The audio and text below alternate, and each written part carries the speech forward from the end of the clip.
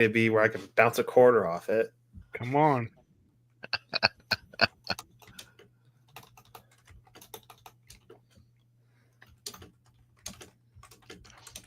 Hello, welcome to the Reloading Podcast and Nick's Messy Bed. How's everybody doing tonight? Good. Good. Better than Nick. Nick, we love you. It's like this is how my Tonight's day's episode is sponsored by Patriot Batch Company and Camerado. So, what's everybody up to? I shot my second Steel Challenge match this weekend. You did. Yes. Improved by 10 seconds. Nice. So had more shooters this time though. We had 44 shooters instead of 32, so it finished a little lower, but percentage wise I was the same, but faster time, so improving. Good. And hopefully next month we get Mike out there to go shoot with us.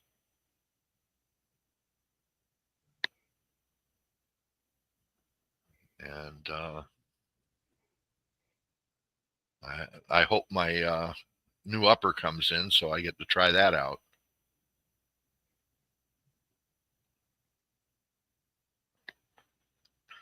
I plan on joining you as long as I can get signed up. So that's going to be the challenge. We get you signed up. All right. Open irons pistol. Okay. So. What, you going to shoot 22 or are you going to shoot 22? Oh, okay.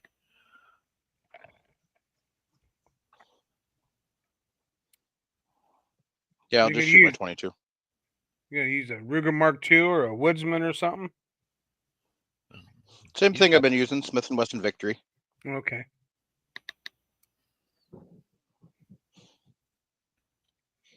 Target barrel. Otherwise bone stock. Well, I mean, the barrel's a stock thing too, so. But.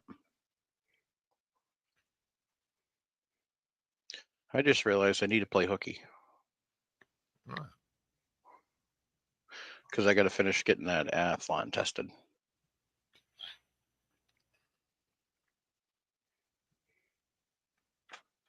Good thing my boss loves me.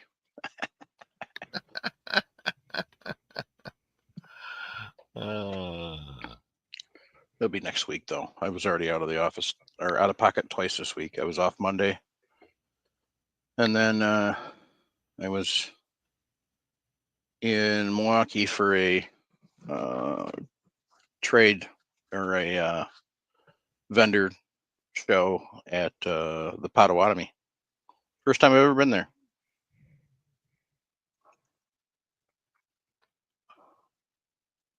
Vendor shows, love them. Oh yeah, swag. Yeah. And food. It's beautiful. Yep. And you're not in the office. Yep. And when somebody really wants you to do something, they take you to lunch and ply you with alcohol.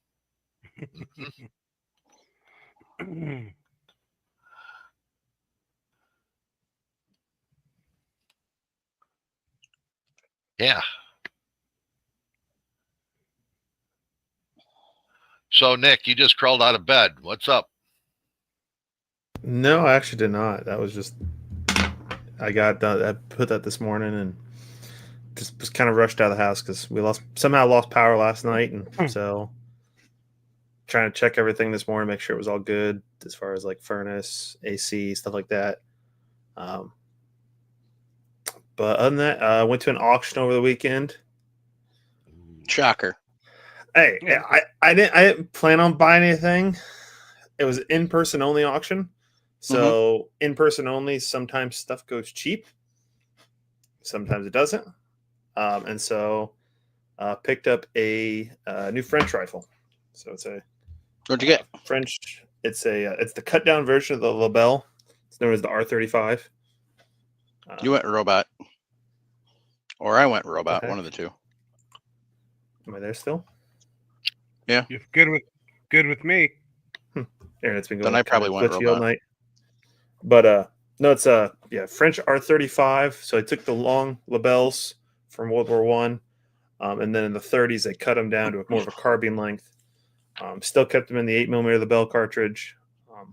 I picked up for about half price.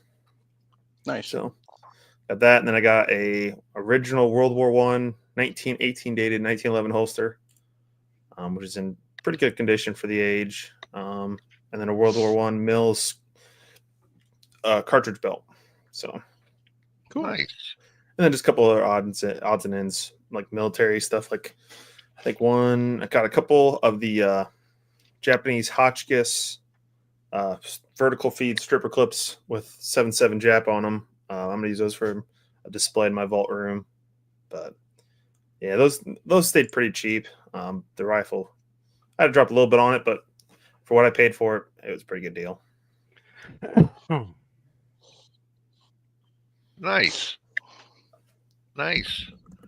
They must have auctions every weekend by you. Almost. It's insane, and we're potentially going to one this weekend. So We, as in plural? Dad might be coming over. So Ah. So Dad's going to have to expand gun room before he finishes house, huh? he's already almost filled mine up with all of my extra racks. All mine are over at Nick's house in his vault. So I think I move them now. Get rid. Sure. Yeah. Of course. Keep a couple at home for what you need, and then everything else can. Yeah. He's got a new project to start here soon. So Yeah. Mhm. Yeah. I was over there, but then I left Sunday morning. Had to go to a family reunion. My wife's up in Omaha, and there was an online auction I was watching Sunday. I ended up winning a sporterized 1903 A4 sniper. Yep. Okay.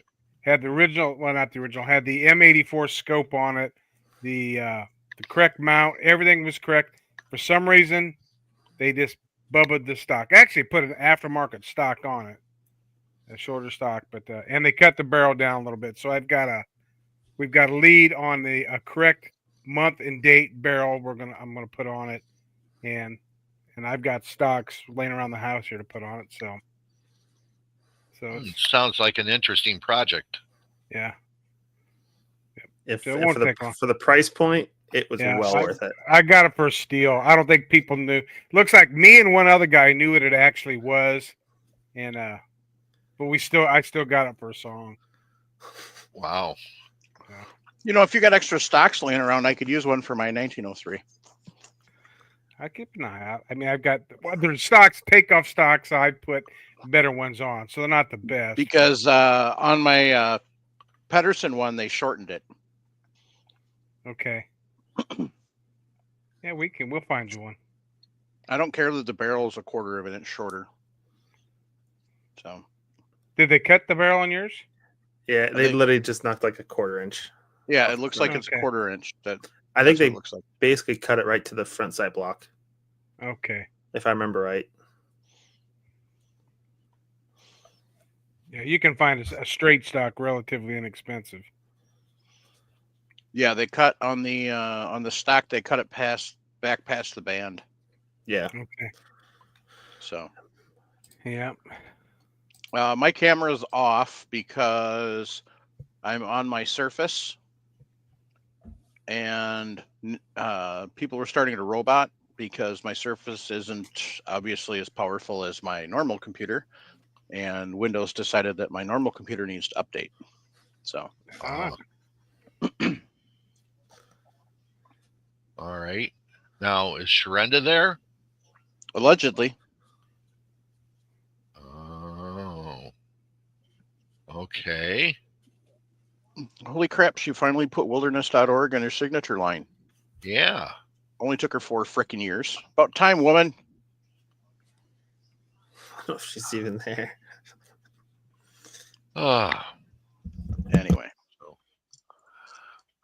So I've been busy dealing with work stuff, and then Bass Pro, and then moving my niece on Sunday, and and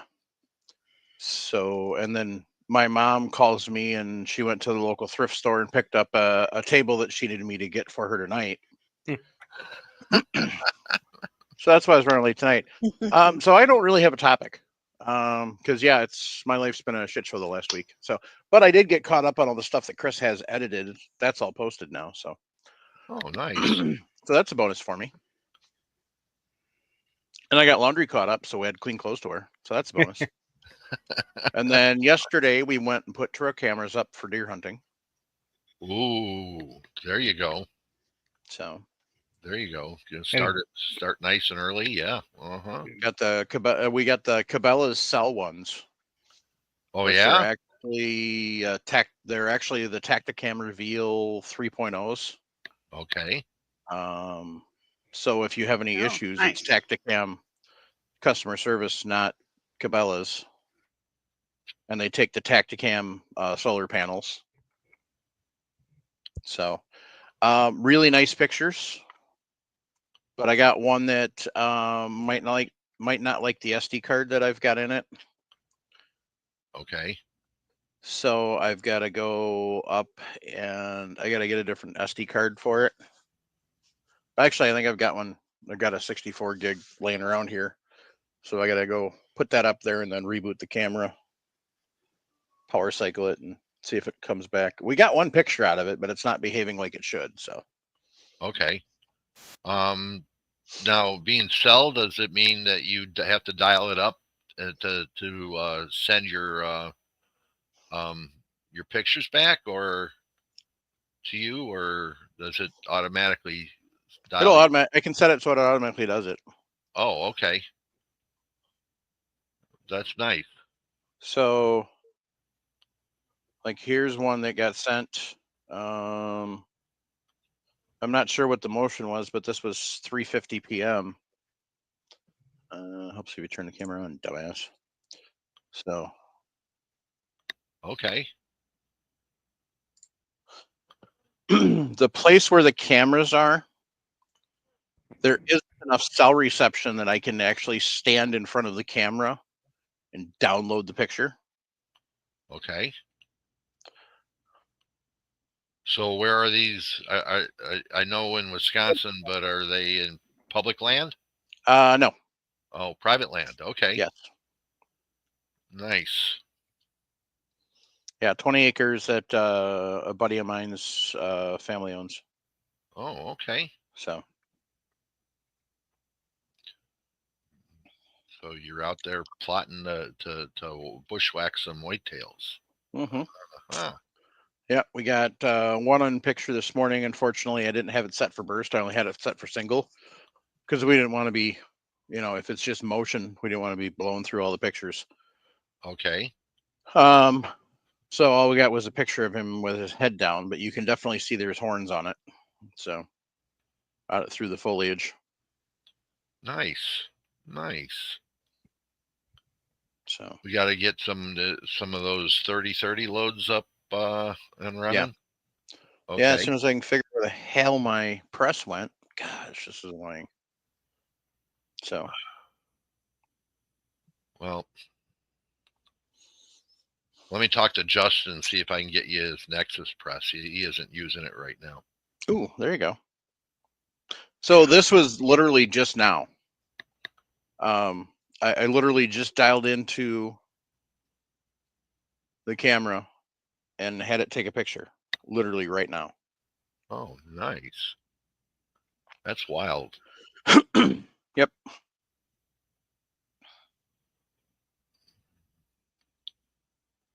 So yeah, that's pretty fun. It's our first time really. I mean, we've had cameras up there before, but it's always the ones where you got to go pop the SD card out and stuff. This is the first time we've really had actual trail cameras, the cellular kind. So, the very first camera we ever had up there was actually film. Oh, okay. So, however, I don't remember what happened, but something happened with the camera, and the camera was a good quality brand at the time, but somehow, you know how with 35 millimeter cameras, sometimes if you don't get, sometimes they'll misfeed. Right. So you literally get like half your image on one piece of film and half your image on the next. Yeah. That's what the trail cam did. Okay. In other words, the automatic winder didn't automatically wind right. Right. Yeah. So, but yeah, I got to hurry up and get some of them 30 loads done. Your season doesn't open until November, right? Mm-hmm. Okay.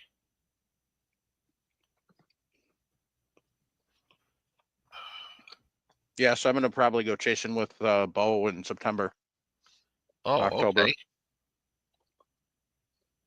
That sounds like fun. A lot warmer. Yeah. It can be a lot warmer in September. Yeah. I won't go if it's more than 60 degrees because I refuse to try and. It's too hard to cool the deer down. You lose too much meat.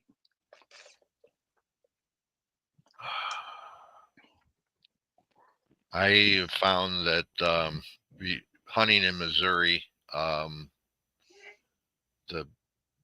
big freezers come in handy, and so do the 1 gallon milk jugs, Mm-hmm. and freeze those up, and immediately stick one of those in there, and a good 10 cubic foot freezer can make all the difference if you have a pickup truck. Yeah. What we've done in the past with a buddy of mine that used to do that with bow hunting is we literally had a cow tank. And the bottom would be filled with gallon milk jugs that were frozen. So a whole entire layer. And because I wouldn't be out hunting with them, I'd be on standby. Right. And so he'd holler if he got one. And then we'd come running with a couple. We'd send somebody running, or I'd come running with a couple of gallon milk jugs, and we'd shove them in there. Yeah. And then rope it shut before we dragged it out. And then it'd go on there, and then there was usually a bunch more gallon milk jugs to pack around the deer, and then a bunch of ice cubes, usually like 100 to 200 pounds of ice that would get poured over the deer. That's a lot of frickin' work. Yeah, it is. That's why I like the freezer idea, because you take the whole deer, you fold it, drop it into the freezer with some gallons of frozen milk jugs inside the cavity, and then just run the freezer with in the back of the truck with a generator.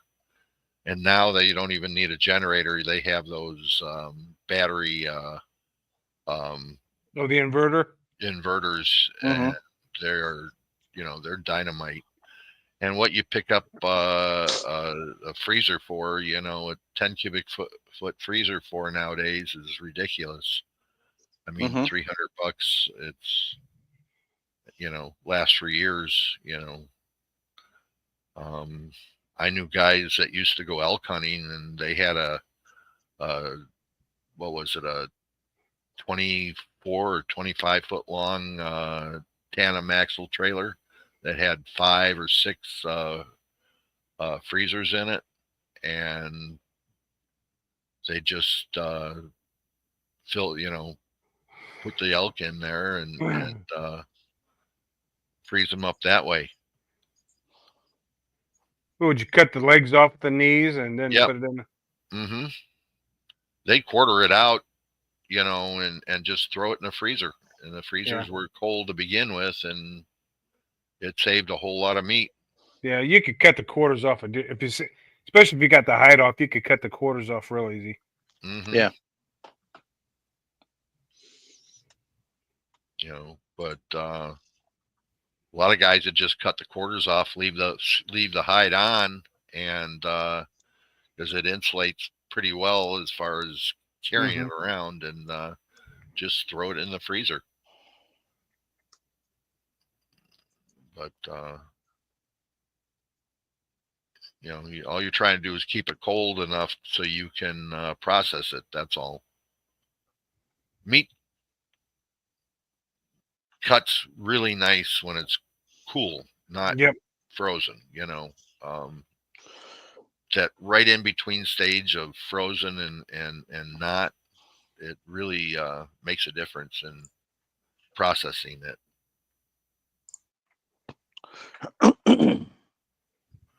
But no, that's neat, Mike. Those I've never used those cell cams, so that is really cool having that.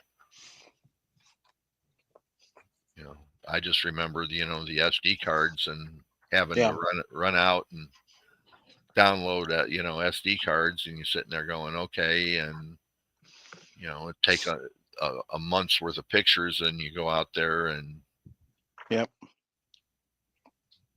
you got to run out there and try and download them all, and right, or switch cards,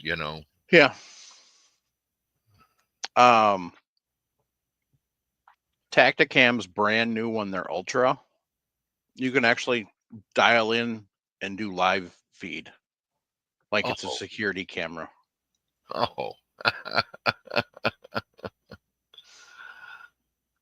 That's wild. That is wild. Let's see. Sharenda, you there? I'm here She finally. probably fell asleep. No, what's going on with my browser? I was in, and then suddenly I was not, and everything was shut down.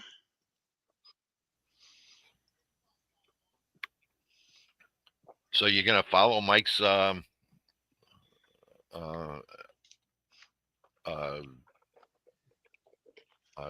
deer harvesting plan with the new trail cams he's got? Oh yeah, I started on mine.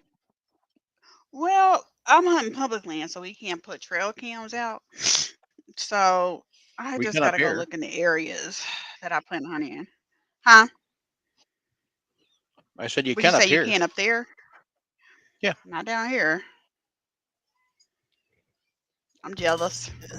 I think on the Kansas side you can, but I wouldn't want to because you'll get everything stolen.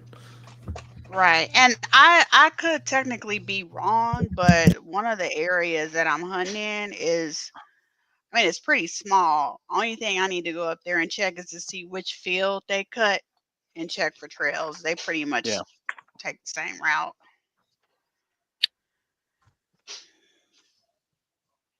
The burger is gone, you vultures. Go away. Don't talk to the fur babies like that. My lab has drooled enough that my leg is wet. Oh. That's normal for a lab. Yes, it is. That's why I told him the burger's gone. Go away. Mm-hmm. I do need to focus on trying to get me some windproof, water resistant, winter coat and bibs or pants. I got some recommendations for you. I will take them. So, wrong phone. That one's dead. Excuse me. Camo or orange? Predominantly camo. I just need to make sure that my orange vest will fit over the jacket when I'm out mentoring. So you're bow hunting this year too, Shrenda?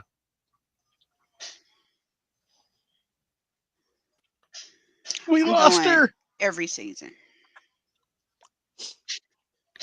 I'm still here. Yeah, you bow Hello? hunting too. You bow hunting too. Can you hear me? Yeah. We can hear you. I'm every season. Bow, Okay. rifle, shotgun, alternative. I got a tool for every week. Oh wow. Wow. There you go. Like if I can't go 1 week and it's switching up to another week, I have 0 excuses. Okay. How's your bench going back together? You started? I got all the stuff pulled out. I've not got the bench put together. That's a behind the scenes story. Uh-huh. Okay. It's definitely a behind the scenes story.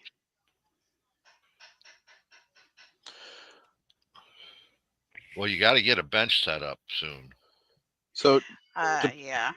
depending on how much you got to spend, they've got the She wine at Bass Pro, which is pretty good. The She Outdoor stuff. Otherwise, the Cabela's Instinct is Gore-Tex. I would like to try to give the She a go. Like I was one of the probably many women that complained about their line, and then this new line the new redesign came out. So Mhm. I really would like to try those the women's line and make sure it fits.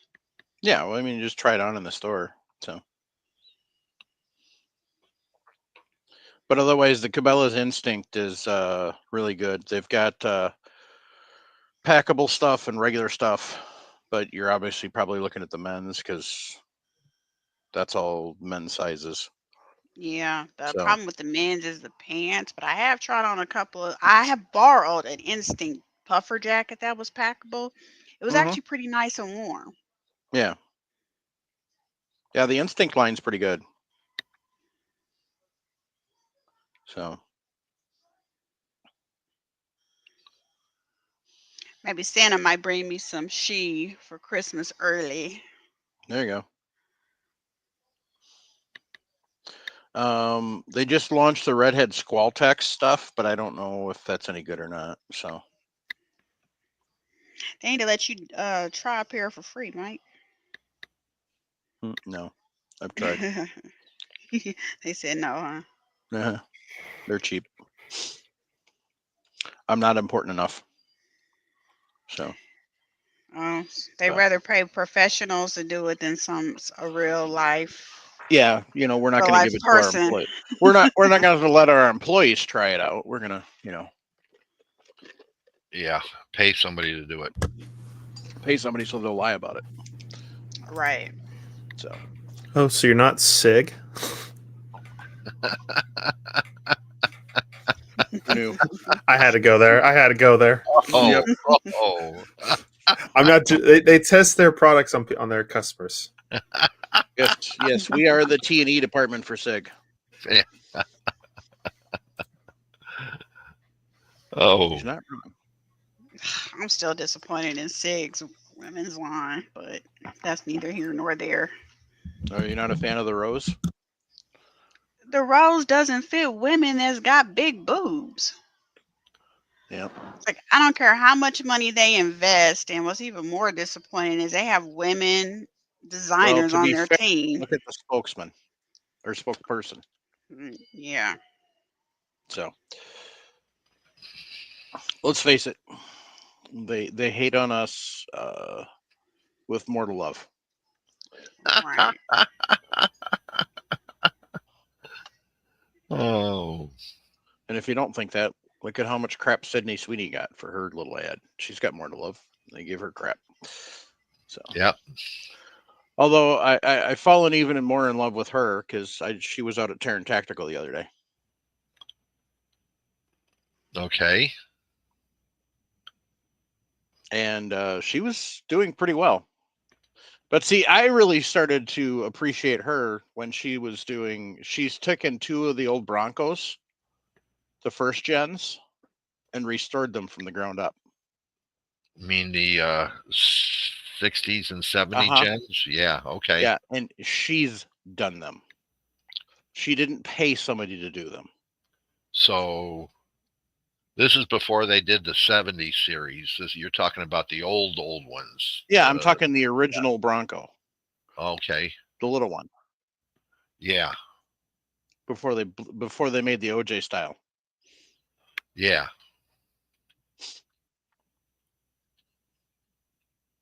Which the reason they made that was to try and compete with the K Blazer, but it really wasn't competition. So,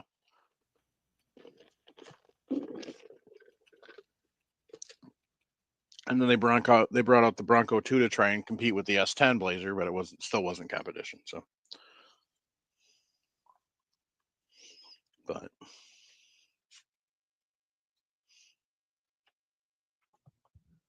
And he's talking about anyway.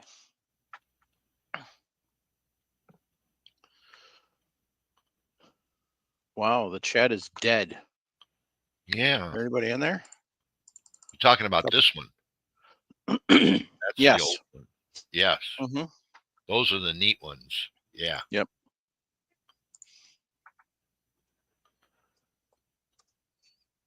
Yeah.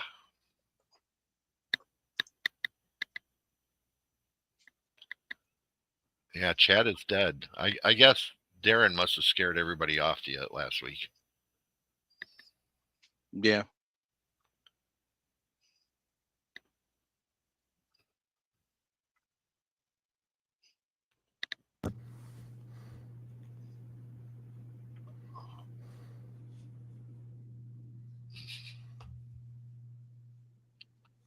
So Yeah, it was her red one's a 69.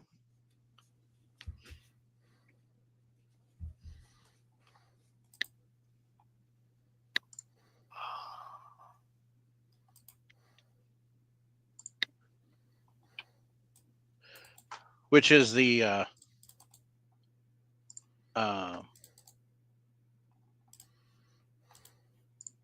hey, the Lost 40's there.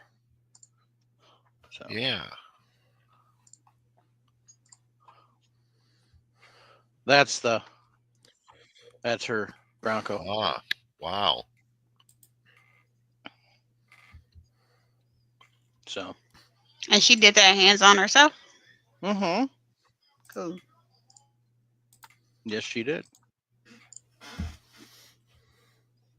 Of course, you would Six Pack Project. Six Pack Project said he'd take a Bronco 2 over an S10. I said, of course he would. Exactly. I mean, that's the thing is the fenders are the original way they're supposed to be and everything. So I drove a Bronco 2 for a while. Yeah. They weren't bad. Depends on what motor they had. I had the V6 in it. Because it also towed a boat, so The first 2 or 3 years they were out, they were absolutely a mechanical mess. So, but because of the suspension geometry, they'd go through tie rods. okay. So that's why I didn't like them.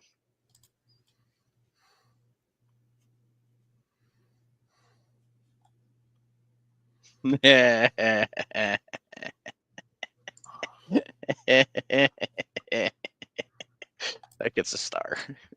In fact, yeah. So the Lost 40 used my I've favorite never had comment. anything I don't wrong know. with Ford. This was mine. Yep. The good old two-tone. Uh-huh.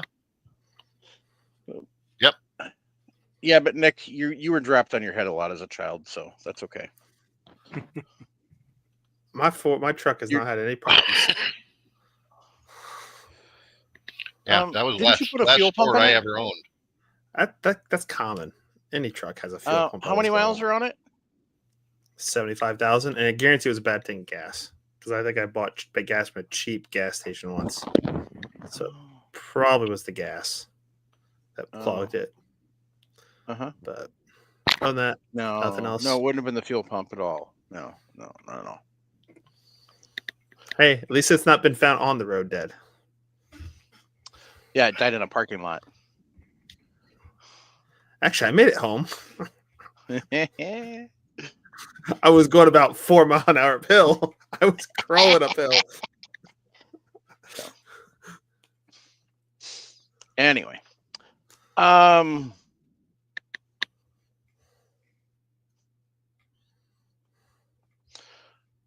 so yeah, my next project within the next week or two is find my press and start loading up some 3030. You misplaced a press? Yeah.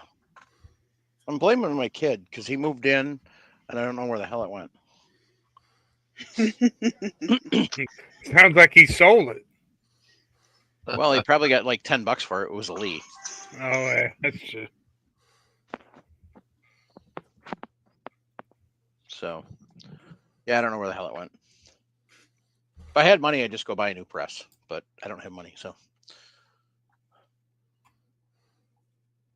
I think it's in storage with all the other totes.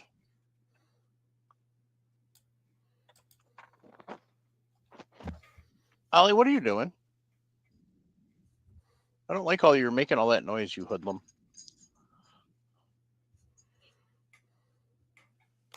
How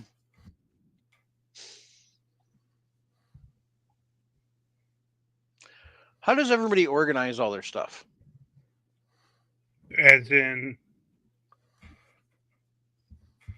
mean, brass or bullets or Everything. I mean, good grief. oh god, brass. I keep it. I mean, you just have it piled in bags or in totes or. No, my brass I keep in ice cream pails because, of course, primers in the original container and plastic tackle boxes. Tommy boy, I only have one single stage press. I have a Lee Loadmaster in the garage. I have a Dillon 550 I'm staring at. I have a Dillon 650 in storage. And I have a Dillon Square Deal B behind me, along with like 3 shot shell presses. But I only have one single stage press because I've given them all away to get new listeners or Patreons or other people up and running. So I used to have a rock chucker and I had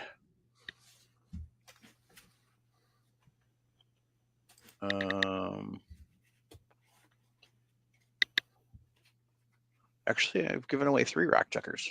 They were all used, but I've given away 3 rock chuckers. And then I've given away 2 other Lee presses and a Lyman. I mean, I have a Lyman hand press if it really came down to it.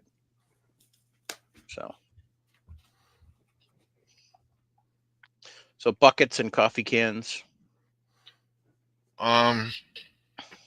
It depends. Okay. I mean, like, pistol ammo. Okay. 30 caliber, MTM cases, work real good for pistol ammo.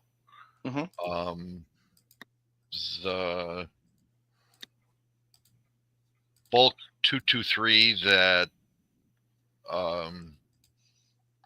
is kind of, loaded just for whatever use is, blasting and that kind of stuff. That goes in a MTM 30 cal case. everything else gets put in MTM, or they come with MTM cases or whatever. Peterson, You got them all in the plastic. yeah, in the plastic, with foam Okay. and everything else. As far as loaded ammo, mine's pretty much all in. It's either in a factory box because I kept the factory box, or they are in ammo cans, metal ammo cans, not plastic one. The brass is going to go right back where it started from in these boxes when I shoot this stuff. So it comes out, it goes in. I keep track of how many times it's been reloaded, trimmed, whatever. So that's that. That's because you're a hand loader. Yeah, I know. You're not a reloader. Well, blasting ammo is going to be different. Okay, blasting is going to go into a bucket, and it's going to get processed from that. I have, not here, but in Indiana, I have Arco bins that I use to hold my brass that to process it, and it'll change colors. It'll go from white to red to blue to yellow and green as it gets processed. So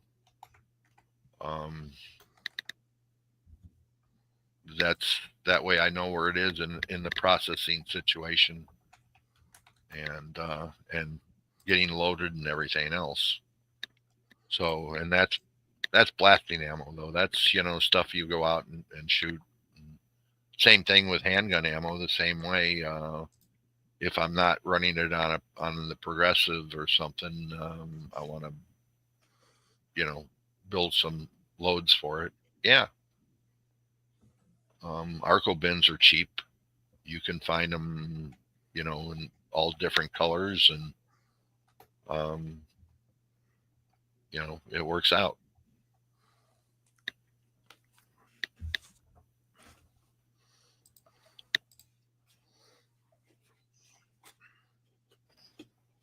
I wish MTM made more cases in different colors than the clear, the blue, and the black and green.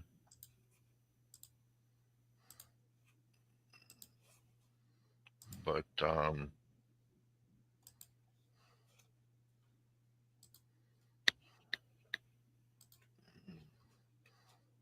yeah, that's the easiest way to do it. Powder, well, and primers get stored in 50 cal or 30 cal, or not 30 cal, 30 millimeter metal cases, GI cases.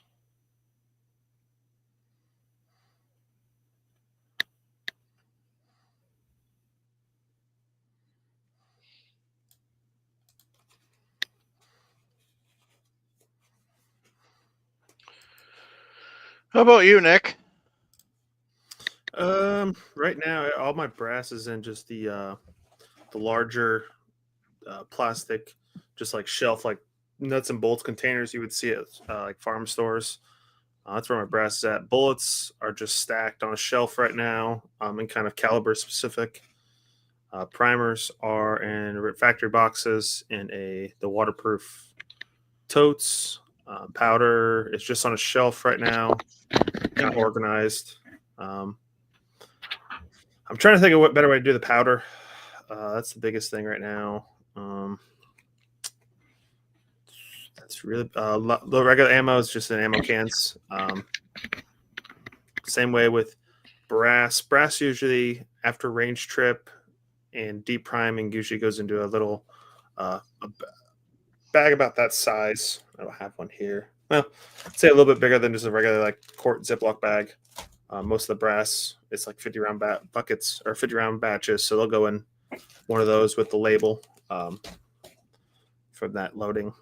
Usually for the same reload or for the next loading, if I'm trying something different, I can kind of keep each of the tags. But that's really most of the way I organize those things. Everything dies. Eventually, I'm going to have all the dies set up into either a 4-hole turret or have a little holder using the inline system. Is the eventual plan. Other than that, that's really about it for the organizing. Loaded ammo, what? Ammo can? Yeah. Just all my loaded ammo cans, or factory ammo that I buy at stores, all in ammo cans. Right. 5.56 all in its multiple cans. Odd 6 all it's their multiple cans. 9 same way. Each can's labeled, of course. My reloaded ammo is, of course, in a metal ammo can, but the rounds I package in like 30-06. I'll package 50 per bag, and it's got the reloading card in the bag, and it gives me all the details, how many times it's been reloaded, all the specs, primer, powder, what the overall length is, trim length, whether it's been annealed. Of course, I anneal every loading now. Has anybody ever vacuum packed their stuff? I don't. I Okay. thought about it, but I haven't. The thing I worry about with vacuuming packing is it changing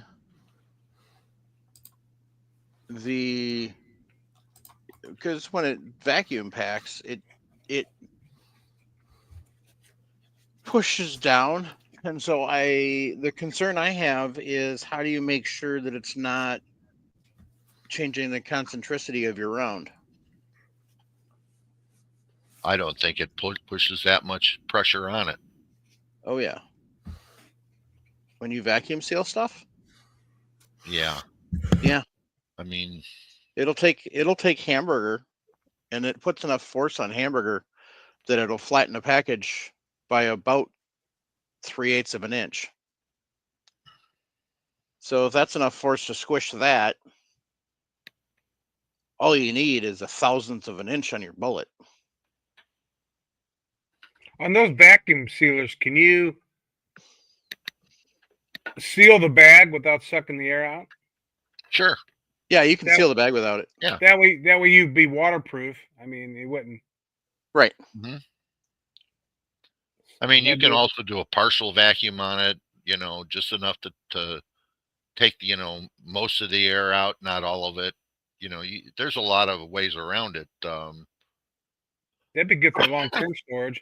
Put an oxygen absorber in there. That might be detrimental. I don't know. I don't know what that'd do to the brass. Well, it isn't going to hurt the brass. Yeah. Oxygen absorber. What it does to the powder, okay, don't know, but because it's no different than a silica packet you put in when you buy stuff. I mean, I put silica packets in my 30 cal cans. That's that's just keep moisture out and everything else. So yeah.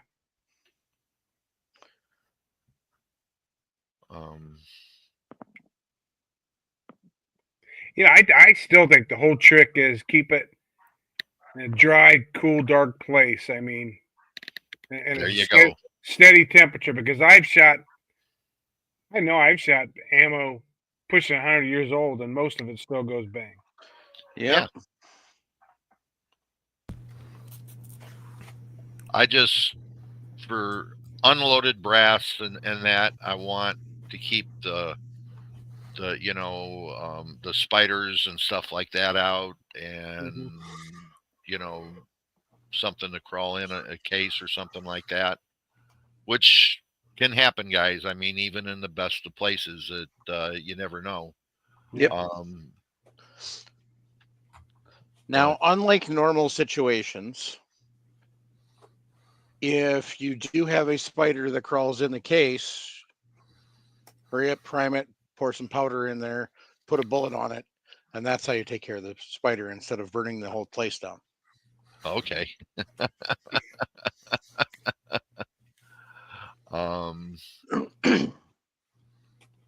You know, because stuff like, okay, You're still thinking about that, aren't you? I'm just sitting there looking, and I was working on some 223 loads back there, and they're sitting in a Lyman loading block, Yeah. and they've been sitting there for about a week or so, and I'm sitting there going, okay, you know, do I take the you know, the air compressor and give them a little shot of air and work with them from there, you know, which I'll probably end up doing, but yeah. I get a weird picture in my head when I think of spider in a case. Remember the scene from Doctor Strangelove where he's riding the missile? That's the picture I get in my head. Oh my God. Oh, Slim Pickens. Yeah, Slim Yep. Pick. Yeah.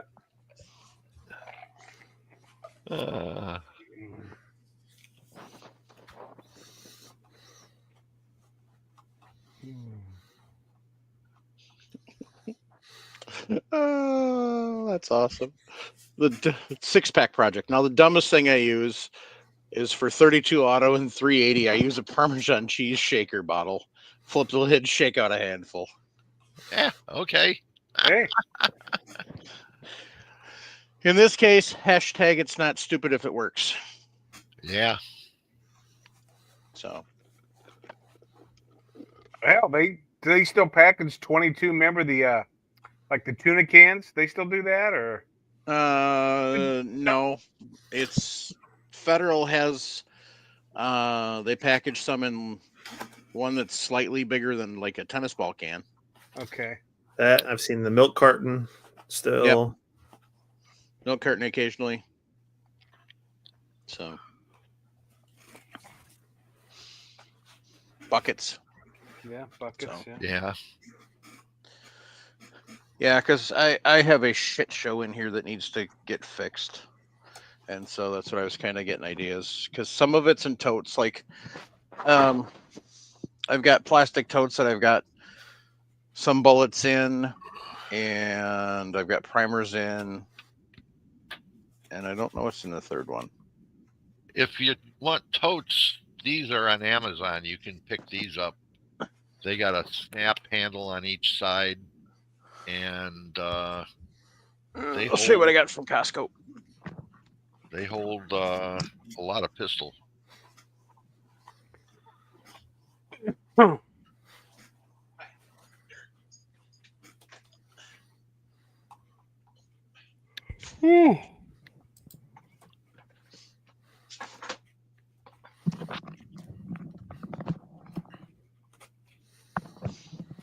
Tommy Boy, I was wondering if anybody's heard anything about a bunch of ammo coming in. I was reading on the forum about that. I don't know what the deal with it is. I don't know where it's coming from or what it is. I'd be interested to see where it's coming from.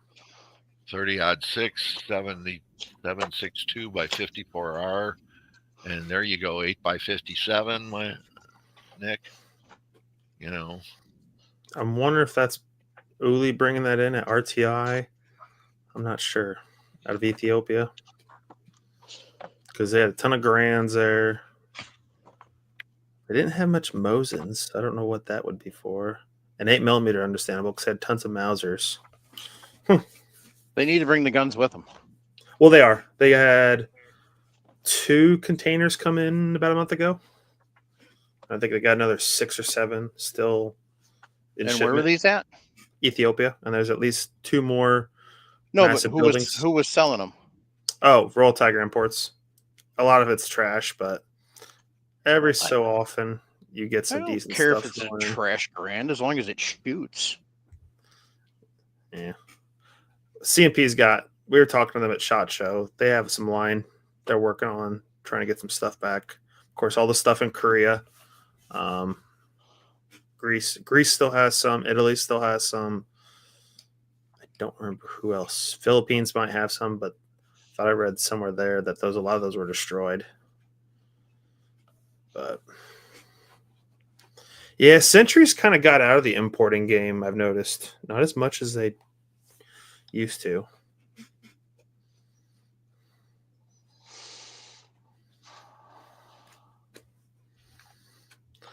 I got a buddy that's close with Uli at Royal Tiger, so I kind of hear some behind the scenes stuff that he can tell Nice. me. But Reese, who was on with Milsert Munitions, what was that in the fall, last fall, or in the Yeah. summer? So he's close with Uli, so I hear a few rumblings every so often. But I want them to come out with one of the videos they've made. Close to a year ago, they were showing what was in the warehouses over there in Ethiopia. They had a stack of Swedish K machine guns that were ready to go torch cut to come over the States. I wonder what happened to those. I would love to have one of those to build. Oh, but haven't heard anything on those. Yeah. Holy crap. A C grade Steyr M95 for $100. C grade gets pretty bad. Pretty bad. Yeah, I know. Yeah, you can get some good cheap stuff, but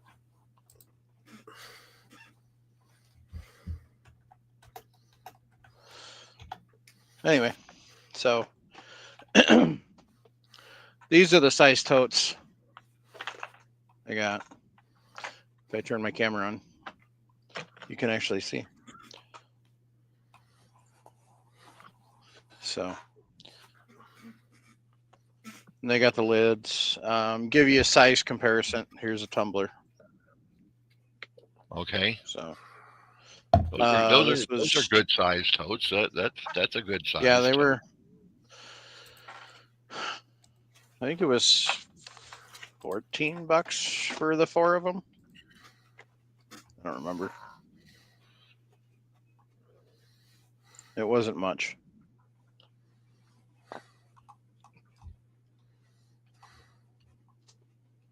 Interesting comment.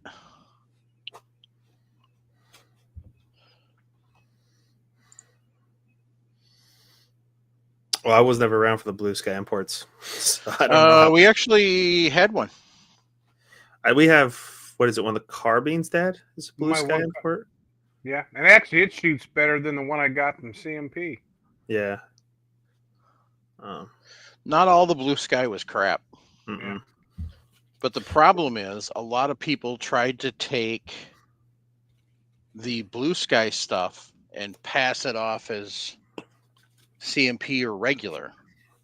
And Yeah. so you would get Blue Sky stuff that they were trying to pass off and sell for the same price, and they're not worth it. Yeah, some of the RTI stuff. Because Blue Sky was all built with was rebuilt. They were rebuilt with spare parts that they found wherever. Yeah. Yeah, most of the RTI stuff, I will say, is pretty rough. There are a few things that will slide through, like my M95 long rifle. I got a good one when I bought that.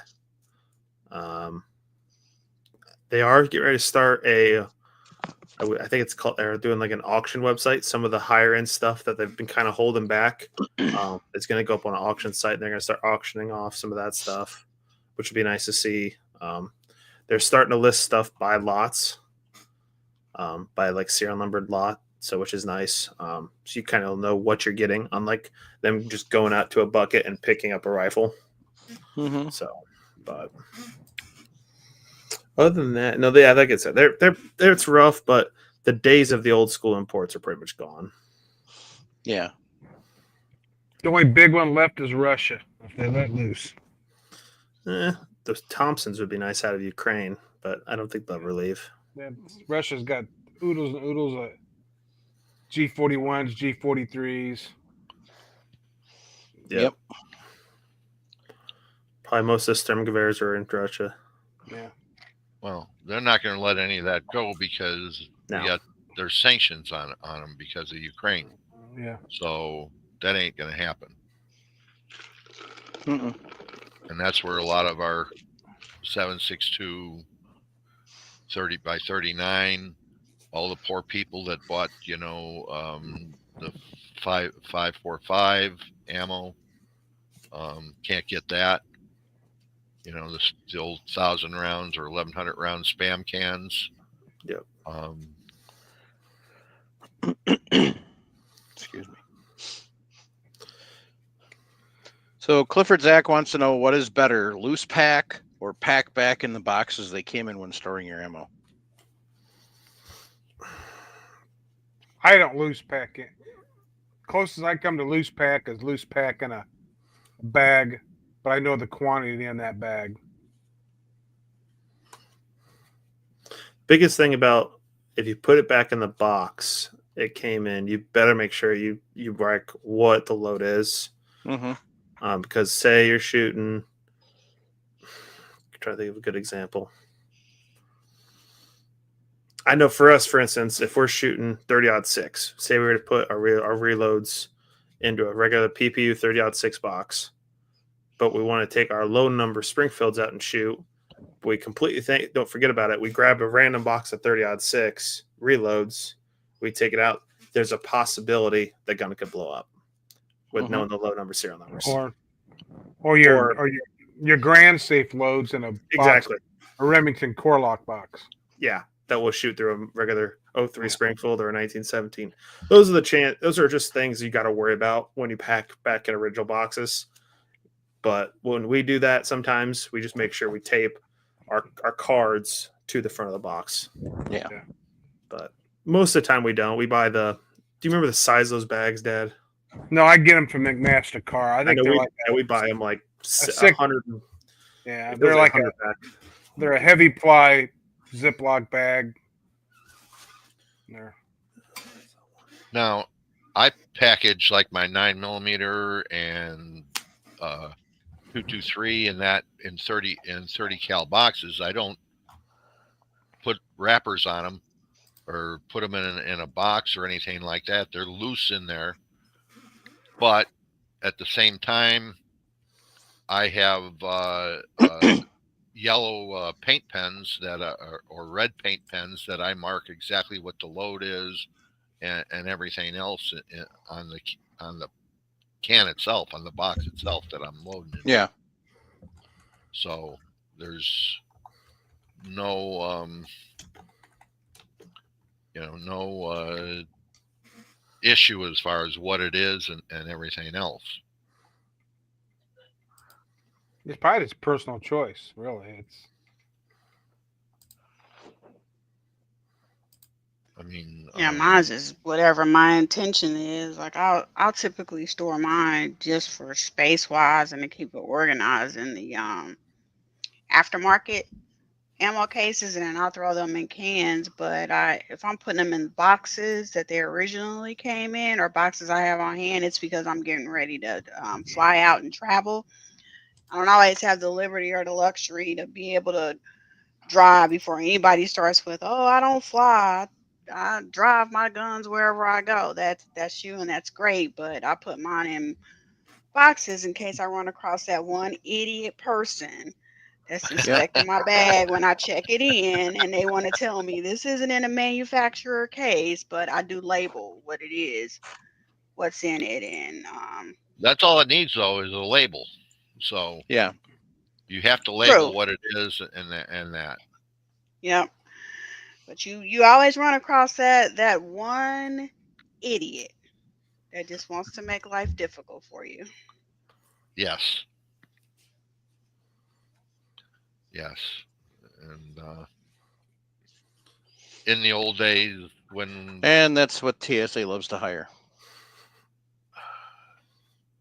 And I remember in the old days when I was flying to and from Vegas for live bird shoots. A buddy of mine was a pilot, and he would talk to the captain of the plane that I was flying, and they would hand carry my shotguns into the airplane, and they would keep them. And then when the plane landed, I would get it back from the people and from the people that handled the gun. So it never went through checked baggage. Nice. So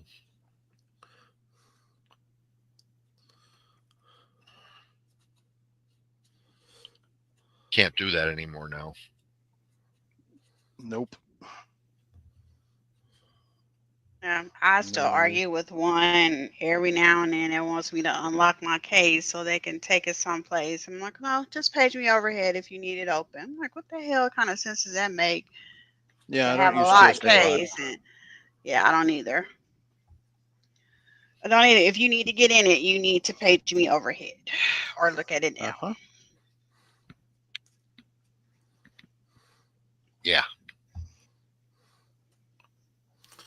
So to answer Raggle Fraggle's question, you probably could shoot the normal 30-06 from PPU, but I recommend buy the box that says 30-06 Springfield 4 rifle M1 Garand on it, or for M1 Garand. They have a specific label. It's a little downcharged. It runs better in the gas with the operating system. You could probably run the standard stuff. I wouldn't take the chance if you're going to run a lot of it. Yeah. It's better to buy the Garand safe stuff. I know they do it. American Eagle used to do it. I don't know if they still do. I think that's the main ones that are doing Garand safe loads right now.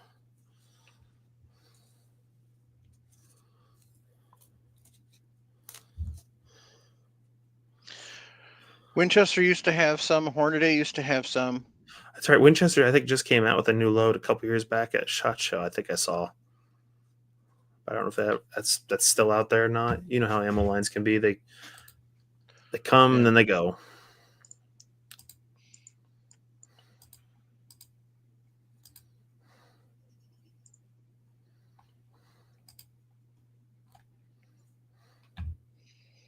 One way to find out.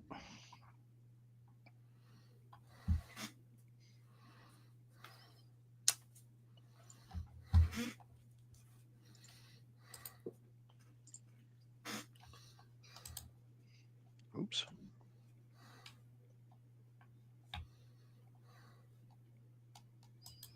Well, they actually list 33 on here as an option. Hmm. On AmmoSeek.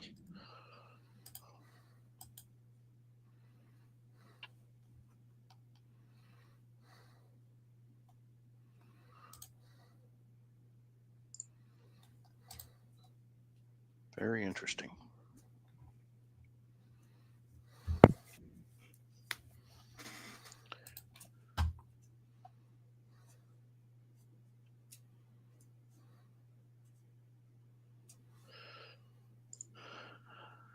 Uh, 150.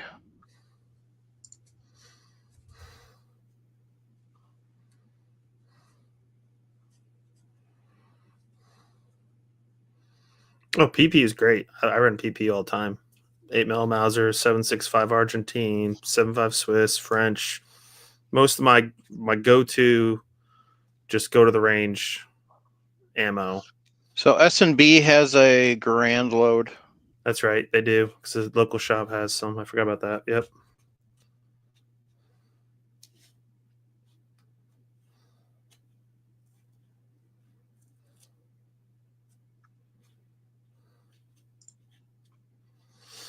I don't know about that, Tommy boy. I've seen some op rods get bent at ranges before.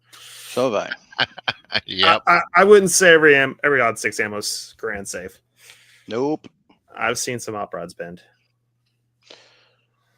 I Ooh, think SG Ammo's got some. most of us have seen an ball. op rod bend. Yeah. Yep. If it wasn't for where they put the gas port and how it's run, Yep. you know, being direct impingement on the op rod, yeah. It all comes down to burn rate of the powder. How Yep. fast do you move that op rod? Yep. Oh, there's some Winchester.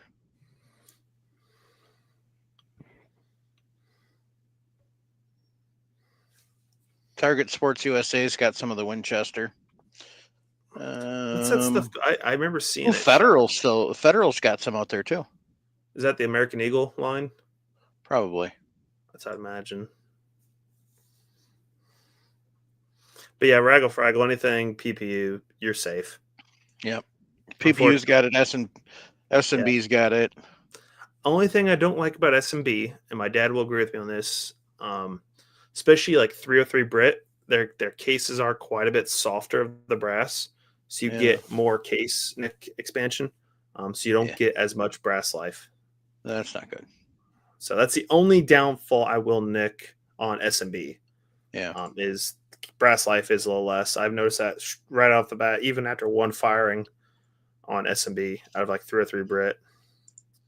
But that's why my go-to is usually PPU. So you're saying the brass is softer, Mm-hmm. and where is the problem coming from with the soft brass? It's going down, of course. Here, it's expanding more. Well, Okay. they So in other words, you're getting possible case head separation. Yes, I think you're going to run into case head separation sooner if you just continue reloading that. That's why on that I always recommend neck size and don't fool with absolutely. tree size, and mark that brass for that particular rifle. Absolutely. Okay. Yeah, and that's like I do start, of course, when all my 303s, all my. What? There's another one I neck size for only. My 6.5 Japs I neck size. Yeah. And then my new 6.5 Do I will neck size only because that's kind of got the same thing where there's a little ledge there on the bottom of the case, and I don't want to keep resizing full length size in that case. So it's just a standard 6.5. But yeah, 6-pack, you're right. Soft brass oversized chambers. 303 is known for being oversized chambers a lot of times.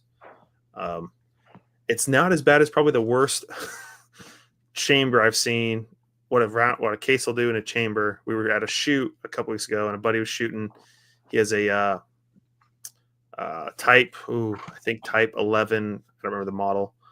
Japanese light machine gun, and it would put, no joke, probably a 1/16 to a 1/8 of an inch blowout near the rim of the case.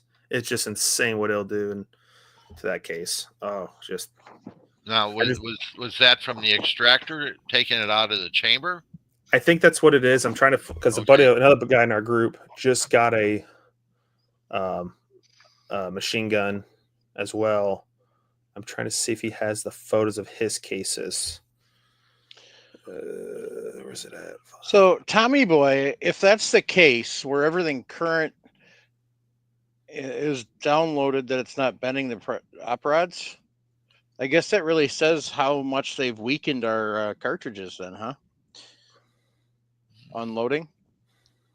Well, Sammy Spec lists 60,000 PSI for a 30-06. Okay. Yep. And their maximum pressure is at 63,800. So that's up there, guys. I mean, but the Grand was never intended to be used at those kind of pressures. And that was the problem with that, plus the bullet, and yeah.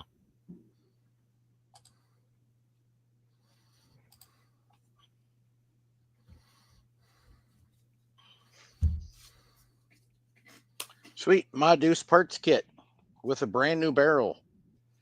10 I grand. guess. Let's say, yeah. I don't buy much from RTI. If that's where I think that's where you're at, Mike. Still, because they're the ones I really know how to Modus parts kit. Ooh, Thompson parts kits. Yeah, Bradus. Brenz. he's gonna hold on to those Brita parts kits for almost forever because nobody makes receivers for him or receiver flats. And they're expensive. That too. Well, putting together a 50 is not exactly cheap. No, No. not at all. I mean, you know, I'm shocked he doesn't try to get the government to buy those because they're still using the M2. So would it be fun to do? Is go traipsing around the South Pacific, Oh, jeez. do some island hopping, and see if I can find me a Modus receiver. Bring it back, and then buy a parts kit. And then sell it after assembled. With my luck, I'd sell it to a Fed. Well, been nice knowing you boys. I'm going to go hang out in Leavenworth for the next 30 years. Yeah, come hang out with me. Come on. Here's some. Speaking of Leavenworth, we had a guy at a club meeting last night, which was kind of cool. It's a little bit off topic. It's a military collectors club, and the gentleman Yes. that was there is a retired colonel from the Army who was in charge of the planning of the invasion of Iraq. And he brought Nice. his maps and kind of explained it all, and which is super cool to think about because I was like 4, 5. Well, that would have been what? Because 03 we went into Iraq. Oh, you're talking about the second time.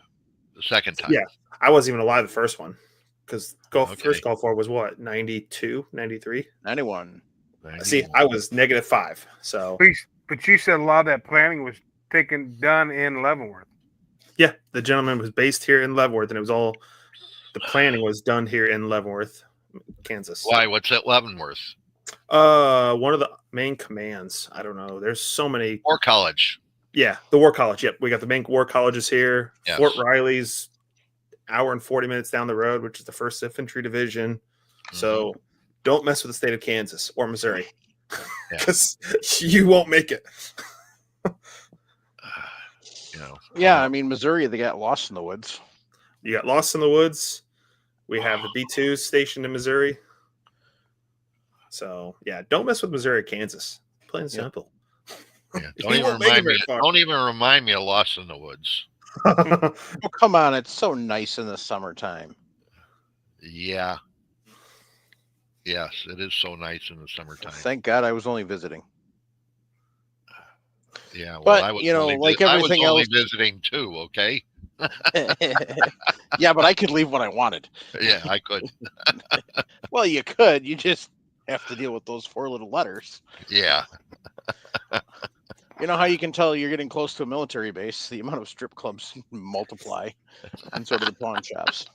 Pawn shops, military housing. Say all the houses look exactly the same. Yep. Uh-huh. Especially going on I-44 down towards Leavenworth or Fort Lost in the Woods. You get there. Oh, you can just tell too. Well, all I know is that they were still using military barracks that were built in World War II at Fort Lost in the Woods when I was there. They probably So- still are in a way in certain You know. situations. The showers were waxed tin, galvanized tin that were waxed to where the galvanization that had worn off, but wouldn't rust because of the wax that was on it. Yeah. Hmm. You know, fun. But I will say, with having Leavenworth right there, there's a little Militaria store in Leavenworth, Kansas, that gets some pretty good Militaria from time to time. Mm-hmm. So it's Nice. pretty interesting. So some of the stuff we see come across the area. Yeah, pawn shops. Yep. Oh yeah, pawn shops, even just gun shops in general. Uh-huh. It's just insane how much Militaria stuff comes in the area here. Mm-hmm. That's like I tell my dad and I tell everybody I know that since I moved here, you almost have fallen in I've fallen in Milsurp heaven because I can't go a day or two at most without seeing something. Mm-hmm. That's nice. It is, and it's especially because you come from Illinois, where seeing anything is hard. Hard and gun shows, especially gun shows after COVID, pretty much are non-existent. They've turned into knife shows anymore. Uh-huh. So, plus the governor hasn't helped any either.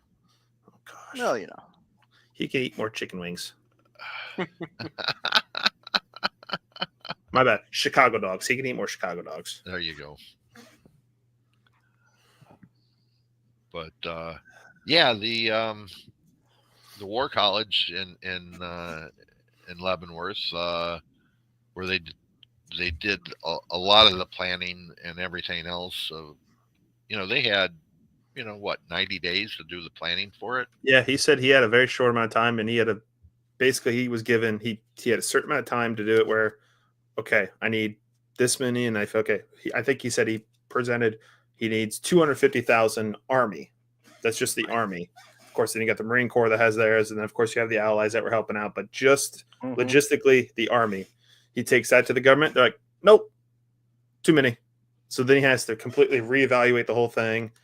And in the meantime, he has like a Navy guy standing in the corner saying, I need 6 or 8 C5 Galaxies.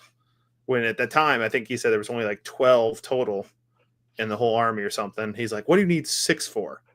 And this is the part where they had the Dolphins that would go look for the mines and everything. So they had to build special tanks to transport these Dolphins from the U.S. over to the bay outside of Kuwait and Iraq. It's just, so the stories he was talking were just incredible last night. But super, I got to talk to him a little bit after the meeting. But yeah, we get some cool guests at our meeting. So yeah, it's the Kansas City Military Collectors Club. So nice. I will say I'm the youngest person there, usually by about, say, 30 years at least. That's in both clubs. Well, got to keep the group to the hobby going. That's you have to bring the young people in.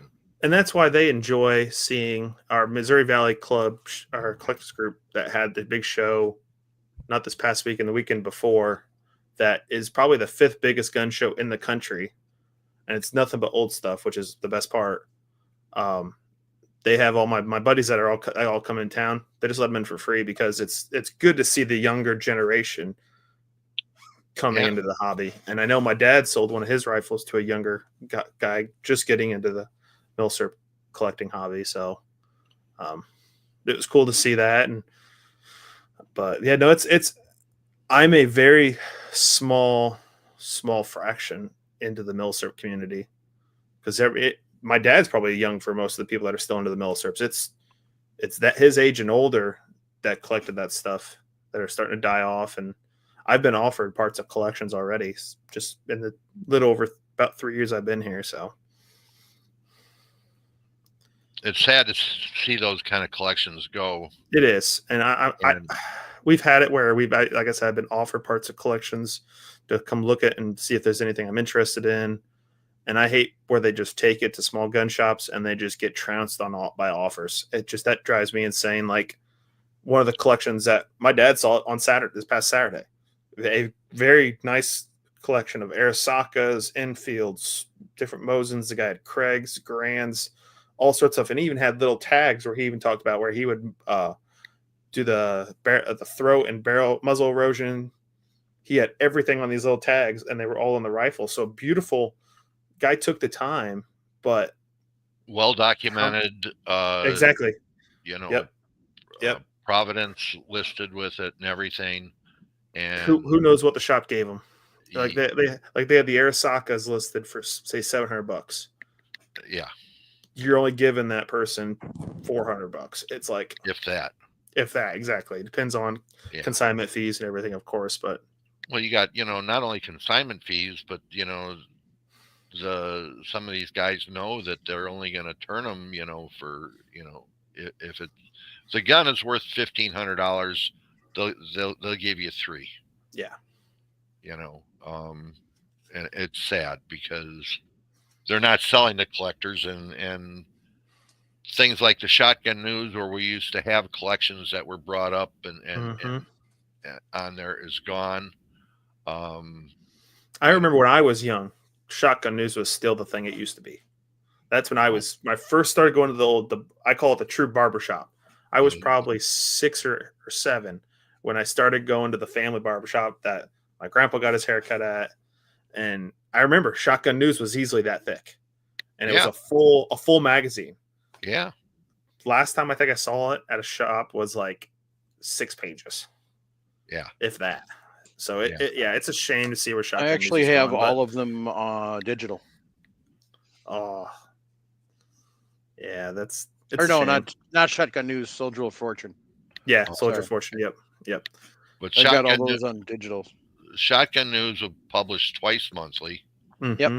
Yep. And we would get it, and you go through it and see what was for sale, and people would put collections up, and real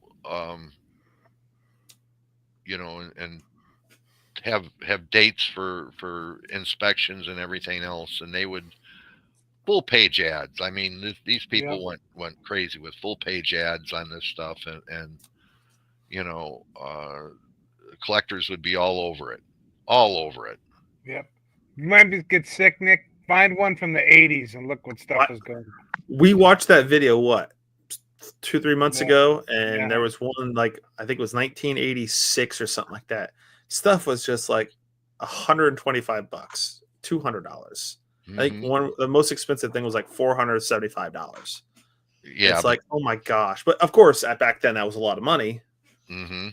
But it's like, if I was just born 10 years earlier, 86. If I was born in 86, I would be getting in at the end of that stuff in the early 2000s. Yeah, think again, okay? Probably 20 to 25 to be realistic. A new Colt 1911 in the 70s, okay, was $300, okay? Yeah. All right, brand new, okay. A GI one, okay, they would sell for $130, okay. I mean, there were so many of them. That's number matching and everything. I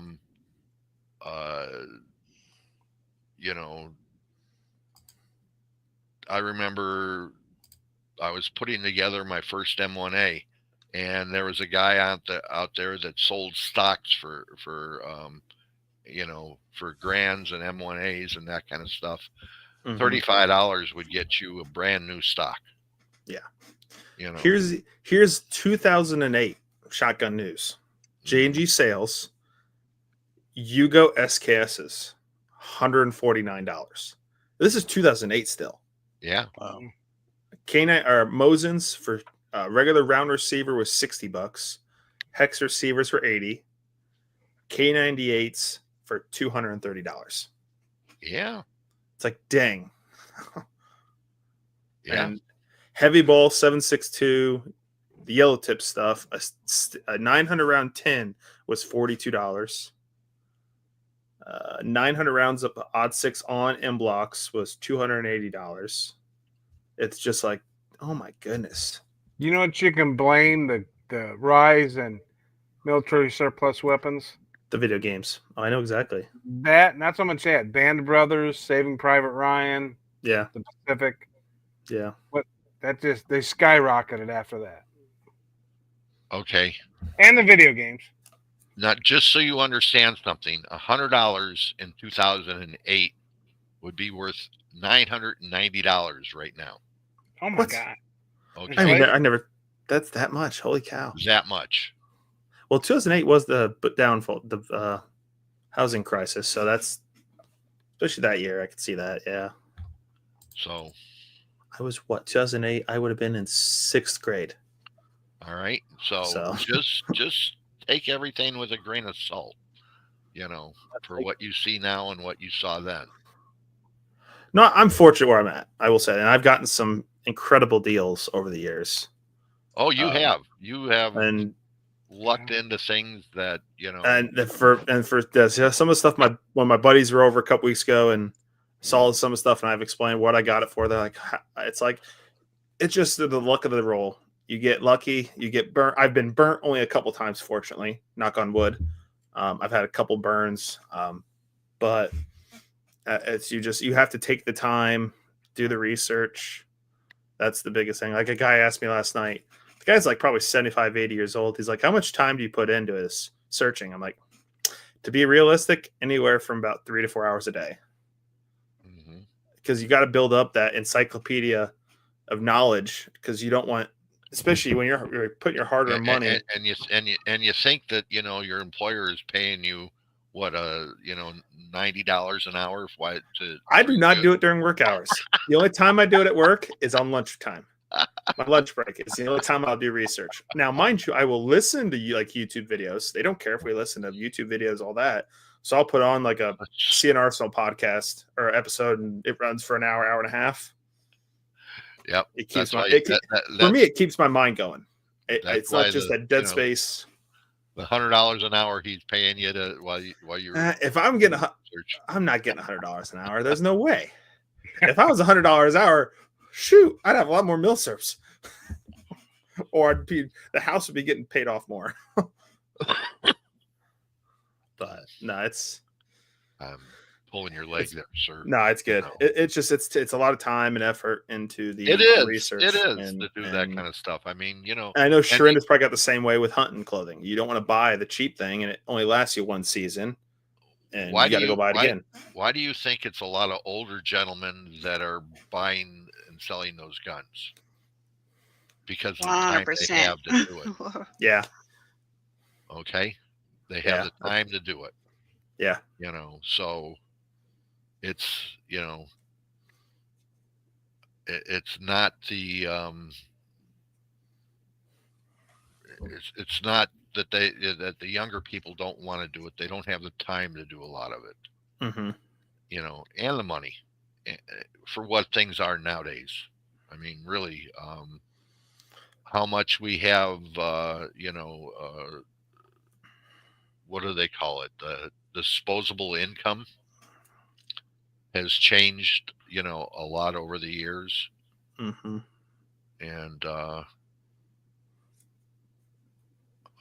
even myself being retired, my disposable income has gone down because of inflation. Just for that one reason, Yeah.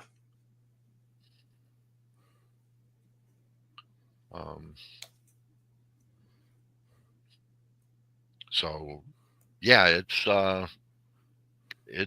but the older people, they have the time to go ahead and research and everything else. The younger generation is just getting into it. They're learning from the older people that are out there, and like you said, the people at your club, the older guys are sitting there saying, here's this, here's that, and you got a head start. You got a dad that was interested in it. He actually didn't truly get interested in the surplus until I was probably, what would you say, Dad, 8th grade? Yeah. Well, I was in junior high, late junior high, early high school before. I think it was my 7th grade year. It was homecoming. The reason I remember this, it was homecoming week. He went down with his dad and his brother down to Anniston, Alabama, picked up his Garand, carbine, and 03, all three. No, I didn't get my Granite carbine. And so I was up at the it was a Wednesday night. They came back, and I was up at the high school for homecoming events and everything, and I forgot something in my mom's car. I locked her keys in the trunk of the car. And of course, so the cops had to come put Jimmy the lock and everything. And of course, we get home that night. She's mad as hell at me. And we get home and I'm looking at Dad's Garand and carbine. It's the only reason how I remember truly getting into the hobby. Okay. And then that But you got into it. You see you had a mentor to help you get into it. Your dad. I was already into history, so way deeper into that. Like, you can test my dad. I remember growing up watching Band of Brothers. I was like, pause the movie. I would go get my little helmet on and my little uniform on and just watch the movie with the it's no joke. I would do that as a kid. You still do. I still do sometimes. I was just about to say, how long ago was that? A year ago? Maybe last week? Every so often, if I'm watching Band of Brothers, I just feel that moment like, I got to go get the Garand and hear that ping. So, but it's still mentorship. I mean, along the way, there's mentors. Absolutely. And I've learned a lot from the guys in the club here. But a lot of them come back on me for knowledge too. Like, one of the guys is like, hey, I have this handguard. Do you know how to strip the varnish off this top handguard? I'm like, yeah, I just use, I can remember what that stuff's called. That, gosh dang it. Denatured alcohol. No, what's that orange? The orange goop stuff. You literally just coat it in that, and it will take about anything you want off and back down to bare wood. Mm-hmm. I was like, yeah, you're gonna have to, unfortunately, the varnish or the lacquer's so thick on this, you really have to just coat it in this and just take it down to bare wood and refinish it from that way. And they're like, oh yeah, I never thought about that. I'm like, yep. And one of the guys is like, oh, you built a Sten? I'm like, yeah, I've welded up my own guns before, stuff like that. It's not too difficult. It's just, and my dad and we were just talking about this a lot over the weekend. We like building stuff with our hands.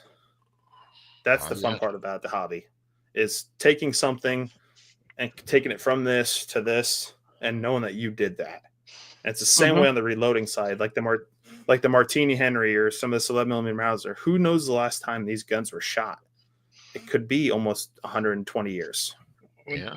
That's the joy of reloading. Anybody can go to the store, pick up a box of ammo, and go shoot it. But when you pick up the brass, whether you shot or not, bring it home, clean it, size it, anneal it, resize it, and load it, and take it out and crony it, and you say, I made that. That's exactly what I want, or I need to tweak it. I mean, that's what makes it fun. Yep. Yeah. There's times I've gone to the range and I've shot 10 rounds, and next you know, a guy shows up and you start talking. 3 hours later, you haven't shot another round. You're talking to the guy at the range. Yep. Yeah, I can't tell how many times we've had that with surplus guns out at the range. Like, I'm sure. It just the conversations that come up are just pretty incredible. I've had range officers come up to me and say, "Can you go help that guy over there?" Okay. Oh yeah. So you go over there. 2 hours later, you haven't fired a round, but you've fixed his gun. Yeah. All right, and it's just like, okay, but you feel accomplishment. You did something. You've gone through.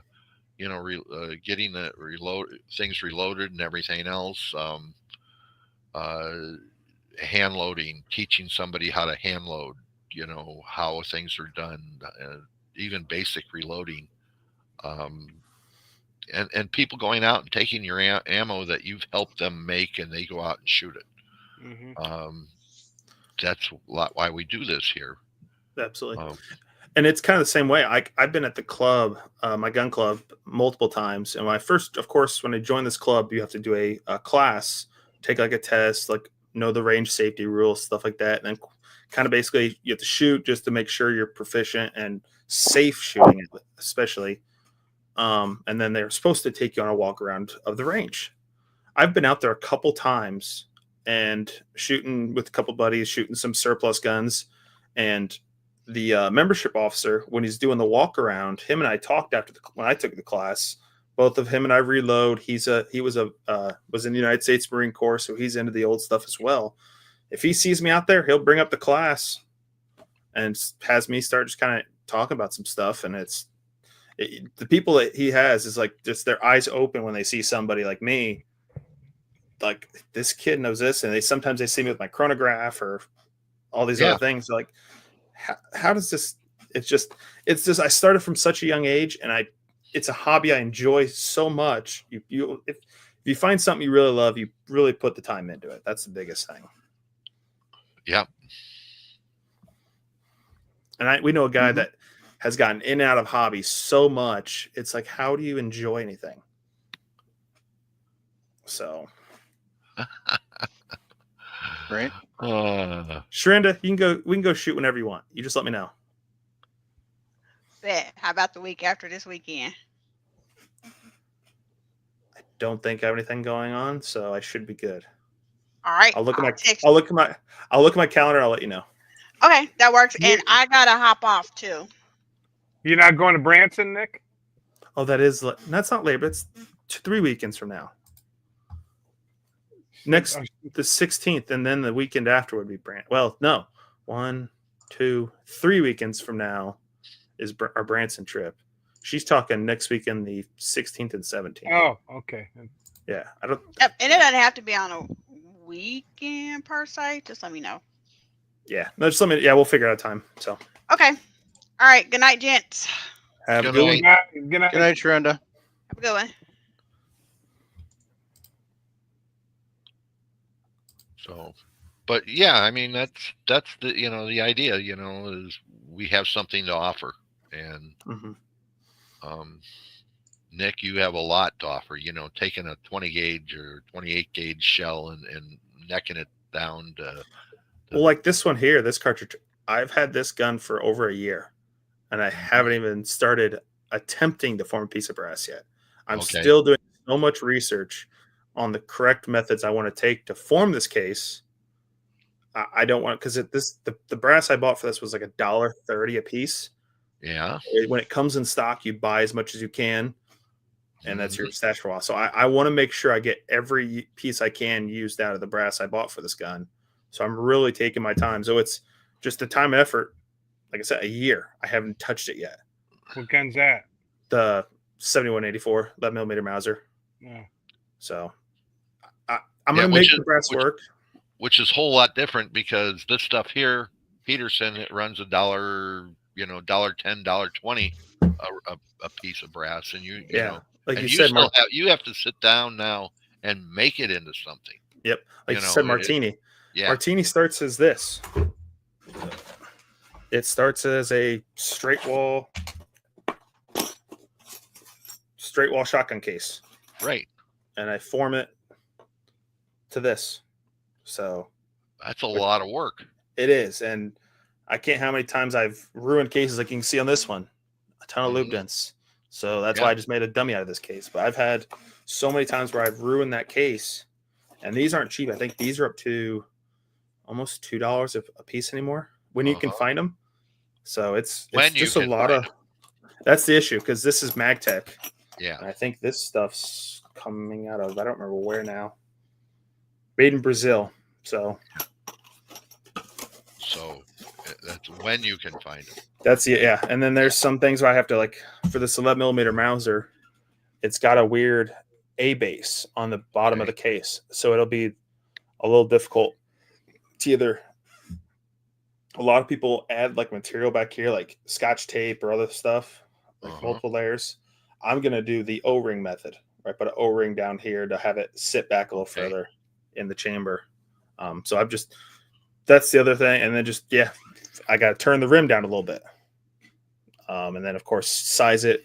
That's where the easier part is, because this one's a little easier to size off the brass I bought, but that's still a fully tapered case, isn't it? Yeah. So it's got it's straight. Here's your neck all the way down to there, and then your shoulder, and then the rest of the case down to the rim. So, which is a lot easier to do than the shotgun case. Correct, because you got to form the shoulder and then push it down to that point. So now have you measured the thickness of the brass for which one?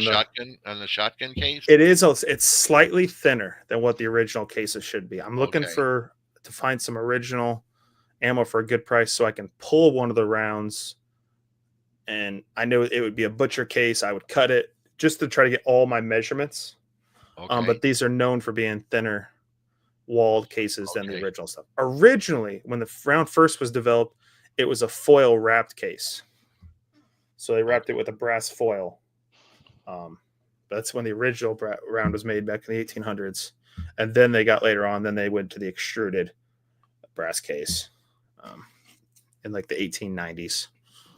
But no, that's the part I enjoy is the research, looking into how to form these things, and really put the time in that. Then the experimentation of doing it. Exactly. That's like eventually I'm gonna pick up a little mini bench top lathe, something where it's gonna be easier to turn these rims or trim stuff down, or just eventually it'll make life easier when I'm forming some of this stuff.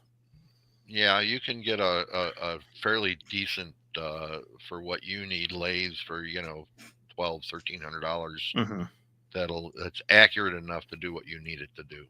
Yep. So, because the other thing is like 44 Automag, okay, where you have to take a 308 case and neck it down to 44, the 429.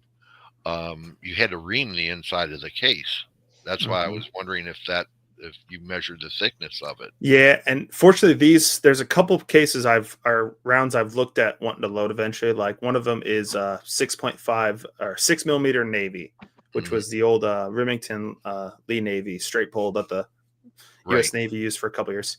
Mm-hmm. The only brass that is even close to be able to use to convert is 20, or I think it's 220 Swift, but you still have to do some thinning of the walls of the brass to even have it remotely close to work. 220 Swift was the 6 millimeter Navy neck down. Yeah. And I think modern brass anymore at this point is still a little like oversized, or thickness is thicker. So you have to do work to form it down, and then you run into how are you going to compromise the case integrity down near the rim, stuff like that, or near the extractor groove. It's just something I've not looked in that deep into yet. I don't have the rifle. I don't look at getting the rifle anytime soon unless one stumbles upon me for a good deal. But there's a couple rifles that we're looking at eventually here shortly within the next 6-8 months trying to acquire. That it's not going to be too hard. Like one of them is a Remington. What is it? The Remington Lead Ed. I'm looking for one. Yeah, and it's 4570, so that's an easy one to load. There's nothing that is higher on my list that is super difficult having to dive back into the rabbit hole learning to form the brass right now. I have the oddball stuff I kind of want right now. Okay, so this 11 millimeter that you're going to load, you're going to sit down and have to turn the brass at the base. Mm-hmm. Are you going to have to work on the primer pocket at the same time? I'm not sure yet. Okay. I haven't messed with that yet. I haven't. That's one thing. A lot of the guys I've seen, some rifles don't even need the rim turned. Some do. So I almost have to get the brass sized without turning the rim. And I know I'm gonna at least waste 1 or 2 pieces of brass. No, absolutely. You do that when you're custom forming the brass. So you'll know you'll lose at least 1 or 2 cases. So I'll size the brass, and then what I'll do is I'll take my bolt out, and if I can get it to snap onto the extractor, it passed step 1 for me at least, and then I'll put the bolt back in, and then I'll put the round into the chamber, and then I'll try closing the bolt. Of course, if it closes, that passes step 2 for me, and then if I can extract it and it pulls it out, that passes step 3 for me. Or it passes all the steps, and then at that point, I go out, I do either a fire form load or a light load, just the function test the gun with that.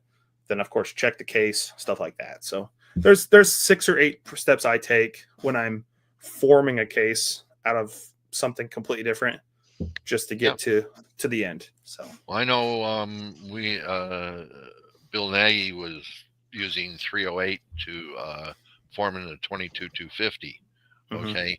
And that's a job. I mean, because it's so thick and using military brass, it's really heavy and a lot of work. He broke his press trying it. Yeah. I'm dumber, so I just go out and I buy 22 Creedmoor brass and use it to form it because I can get it in small rifle primer. Yeah. Like Which this, there's 2 companies that only made this brass. One of Uh-huh. them is closed. Ooh, Doesn't Robertson Cartridge Company, who made custom or special extruded brass, and it wasn't cheap. It was like $7 or $8 a piece. Every so often, Buffalo Arms has a run of it. That's converted from something else. And who else? There was one other company, I can't remember, who would have the brass, but it was also formed from something else. Nobody makes a specific factory converted or formed brass for this round anymore. So you have to form it yourself. So I think I'm using 4590, I think is the brass I purchased to make this. It's long enough. Of course, bullet's going to be no problem. So that's on the chopping block. Probably this winter is this project. I have 11 millimeter Gras for my French Gras rifle. I have brass that will work, but technically that brass is short. So then I'm going to have to play with seating depth of my bullet for it to work. So that's where that's going to be a little difficult. So when you're dealing with short brass, isn't that going to affect the chamber? Potentially. Okay. Yeah. So at that point, I would do a fire form load. I would know at that point by looking at the brass, what's it going to run into? Am I going to run into issues? More than likely at that point, I would safe my chamber and kind of compare my brass that I've formed / fire formed, kind of compare, okay, can I seat my bullet deep enough to where I'm not biting into the lands and grooves, but I still have enough, not too much jump, but stuff like that. So, well, would you be worried about like a firing 38s in a 357 cylinder where you would, you could hurt the chamber somewhat by, depending upon how hot the powder and load is? Well, with this, it's a black powder cartridge. Okay. So it's not going to be, and most of my stuff, if I do black powder, it's not going to be too bad. But if I do smokeless, it's going to be such light loads. Okay. Nice powder puff loads, just something to shoot the gun. I'm just wondering if that's a worry, for a collector that and shooter of the gun. It has crossed my mind a little bit, but I still want to experiment with this brass before, because I've had this brass for a couple of years now. I found it at a gun show for a steal, so I bought all the lady had. It's a 348 Winchester. Okay. Which I can form 8 millimeter Gras, 43 Spanish, 43. There's like 5 or 6 milsurp cartridges I can form off 348 Winchester.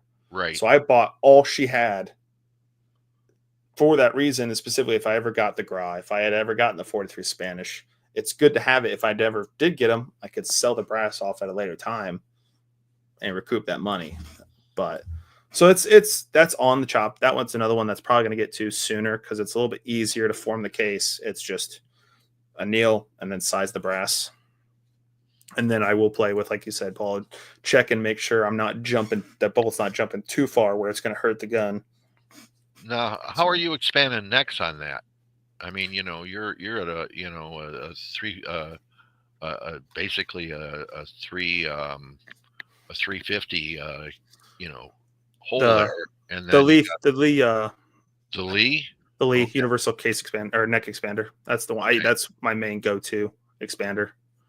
So as long as it works, sometimes it doesn't work. So sometimes all you can do is fire form. So like my Snyder, for instance, when I make those, I will size them in the bolt and in the sizing die. And what that does is it sizes the mouth down to a 5.77 Minier bullet it takes. And then I'll fire form that in the chamber. And then what it does is it blows out that chamber to a 0.600 diameter, which is what the original bullet for the Snyder was. So at that point, I don't even have to worry about sizing the brass anymore. It's basically turned into a very large revolver round. Okay. Because at that point, seat my primer. Of course, actually, I've cleaned it, of course, because it's black powder, so it's going to be very dirty. Right. Clean it, punch my primer out, and then reseed a primer, new powder, of course, grease cookie, all that stuff, and then I can just take. Do I have them here? I don't. Oh, they're downstairs. Then I can just take, and I can finger seat the bullet, and it sits right on top, and then it's ready to go. So you only need the dies to form new brass for Snyder, which is kind of interesting. As long as you're going to use this .600 diameter bullet, which I intend to. So I was wondering if it is worth it to get a custom mandrel to open up the cases to where you're at. I've looked into it. It's not something I've 100% decided to do yet. I haven't found the one to where if I can find one that I can have a specific die set up and just buy just the mandrels. Yeah, that would be the plan. I could get. I mean, I know a company that would do that. I mean, okay, because that's the biggest issue. If I can't have it where I can just unscrew the top of the die, pour out say my 375 expanding mandrel to put in my 588 or whatever, and then put the expander or the top that adjusts the actual expander portion. That's where I'm kind of running to, because the Lee's got all that right there. It's like, do I get the custom ones to get some of these bigger cartridges so I can easier knock them out instead of having to switch out and then really fine tune that Lee one to get to the point where I need to be? But normally when I size the brass and the dice, it gets me pretty close, and all I got to do is slightly flare it to get to my my desired per my cast bullets. So. Okay. But it's just a little bit of time and trial. And you got the same thing, Paul, when you're making your precision loads. You got something very similar, slightly different, but a lot of the same kind of processes. But good deal on a Remington 1917, made in 1918. I didn't know Remington was doing them then that late.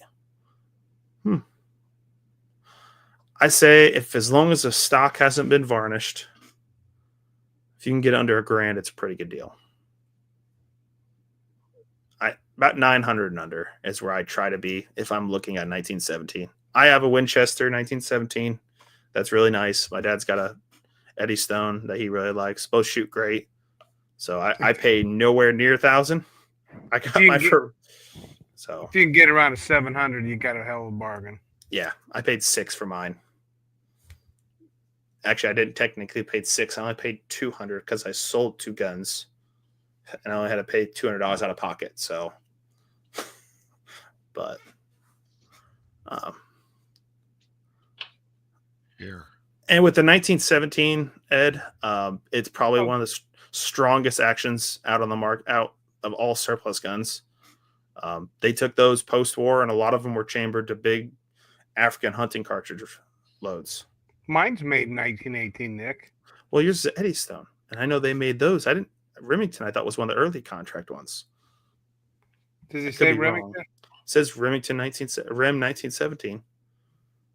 Well, I could be wrong.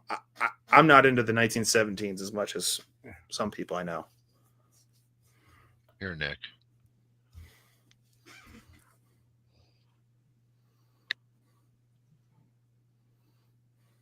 Porter Precision Products. I heard of them. Okay. Yep. Yeah. Yep. Okay. I'll have to do some research on them. See. Yeah. They'll give me some ideas. Ed, we've got 2 sporterized. If it's pristine for 700, probably a pretty good buy then. Yeah. Because I our would sporterized ones were if you could selling check the muzzle 5. with an M2 ball round, just kind of see where you're at. Or if you have the ability to get your gauges, some muzzle gauges from somebody you might know that is into 30-06 stuff, that might be your best bet. But for even if it's pristine, $700, that should be pretty good. That's a good deal, yeah. Yeah. Then you gotta get the bayonet, and those get expensive. That's about half your per gun price almost. Yeah. 1917 bayonets have skyrocketed. They have. Unfortunately, anything bayonet wise, I don't know why. It's all about the heavy. Pizza's ready. So, well, That's the Yeah. big deal. It's all about the stabby. I got one at the auction. I completely forgot about it. I got another Carcano bayonet, but I got it for a really good price. Only $30. So, and they go for 100. So Noise. when it's a third the price, you kind of have to buy it. yeah. Mm-hmm. Ed, are you friends with me? You've messaged me on Discord, I think, before. If I'm not mistaken, I think you have. I'll look.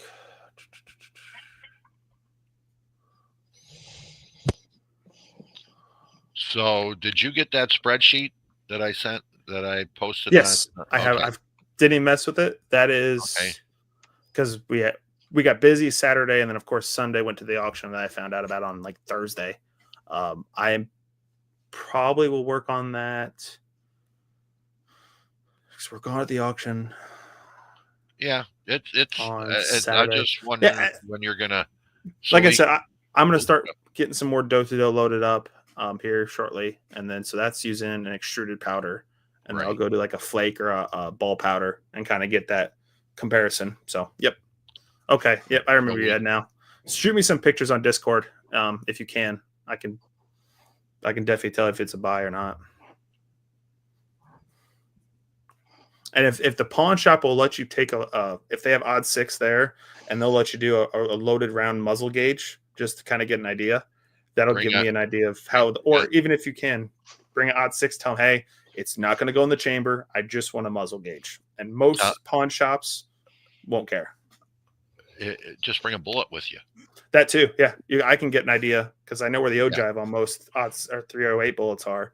You can kind of get a relatively good idea of what the muzzle gauge is. Like you said, yeah, Paul, just from a bullet. Yeah. That's based off of M2 ball, of course. Yes. M2 ball, which is a flat base, and yeah. If it doesn't, if you stay within a quarter inch from the case mouth, you've got a good bore. Yeah. You will know. At least most of us will never shoot a bore out like that. No. Now, if it's 22-250, you'll shoot it out within 300 rounds. I don't know why. I've had so many people I worked at shops. I already shot my 22-250. I'm like, well, how many rounds you put it through it? Oh, like 600 rounds. I'm like, there's your answer. 22-250, depending upon where you're taking it and what you're doing with it, it can last 1,500.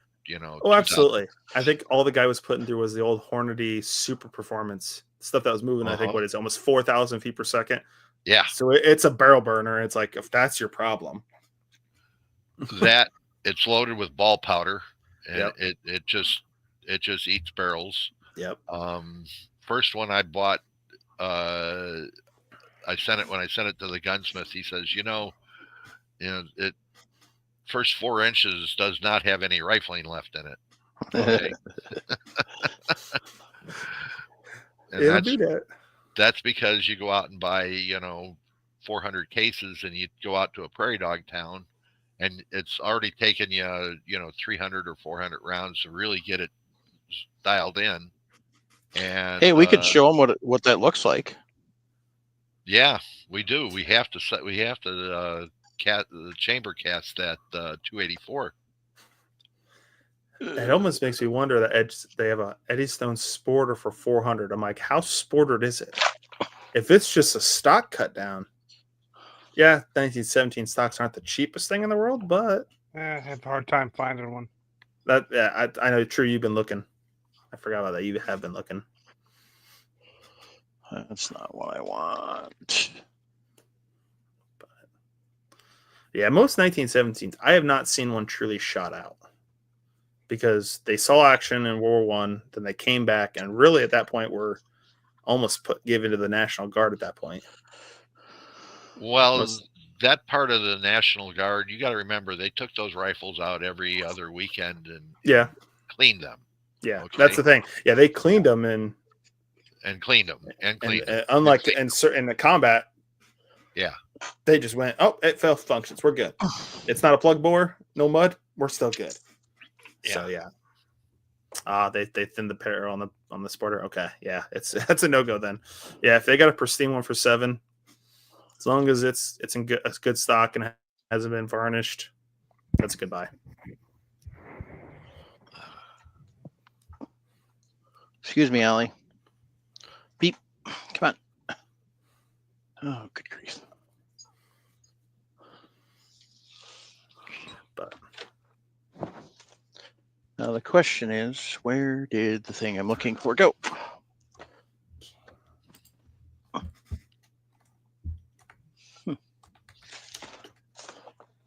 that was a very interesting set there, Nick. That was a very interesting discussion there on forming cases. And Yeah. no, I enjoy it. I enjoy that part.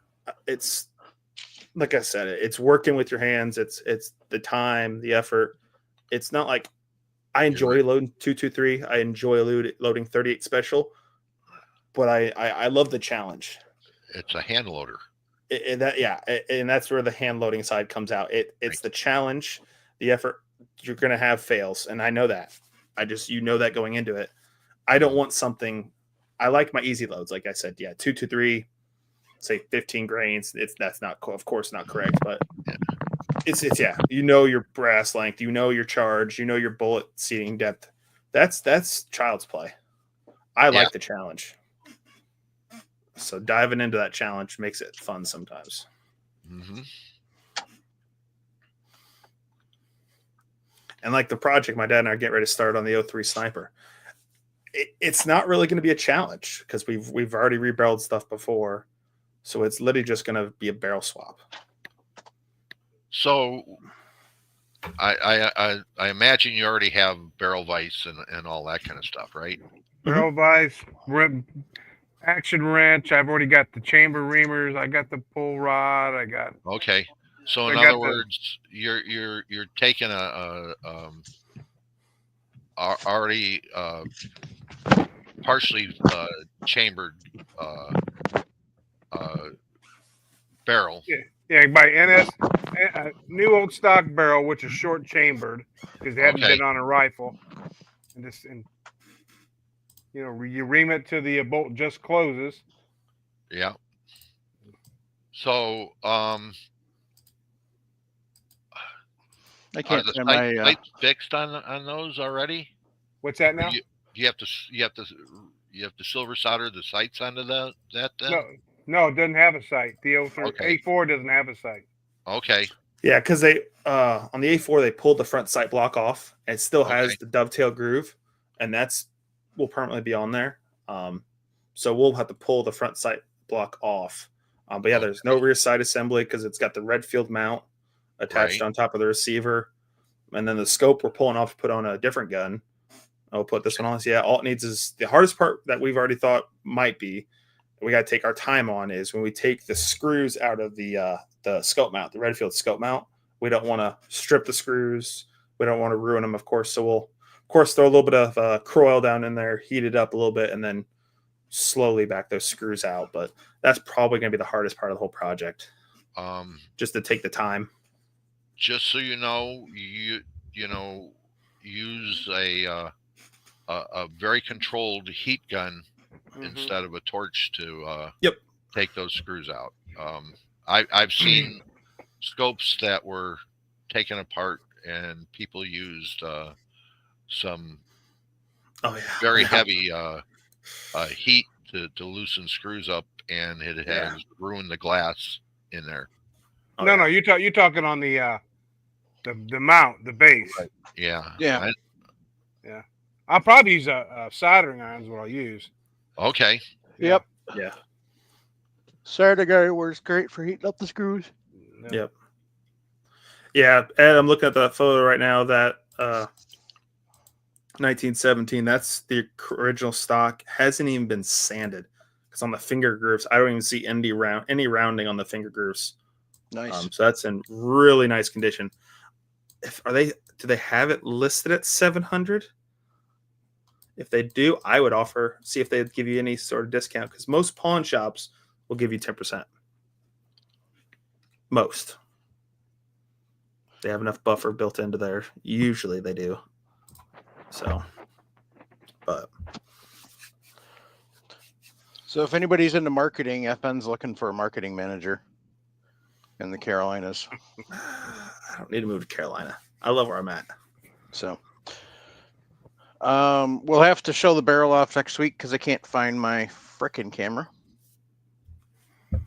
What do you want to do? How to do a muzzle check? No, I was going they to have show that. I got that shot out barrel. 284. Oh, I got that 6.5 284 barrel that shot out of Ken's that I was going to show, ah. but I don't know where my fancy camera went.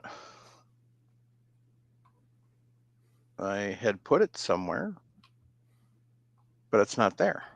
So the plot thickens. Anyway, I gotta clean up this mess this weekend. So, but all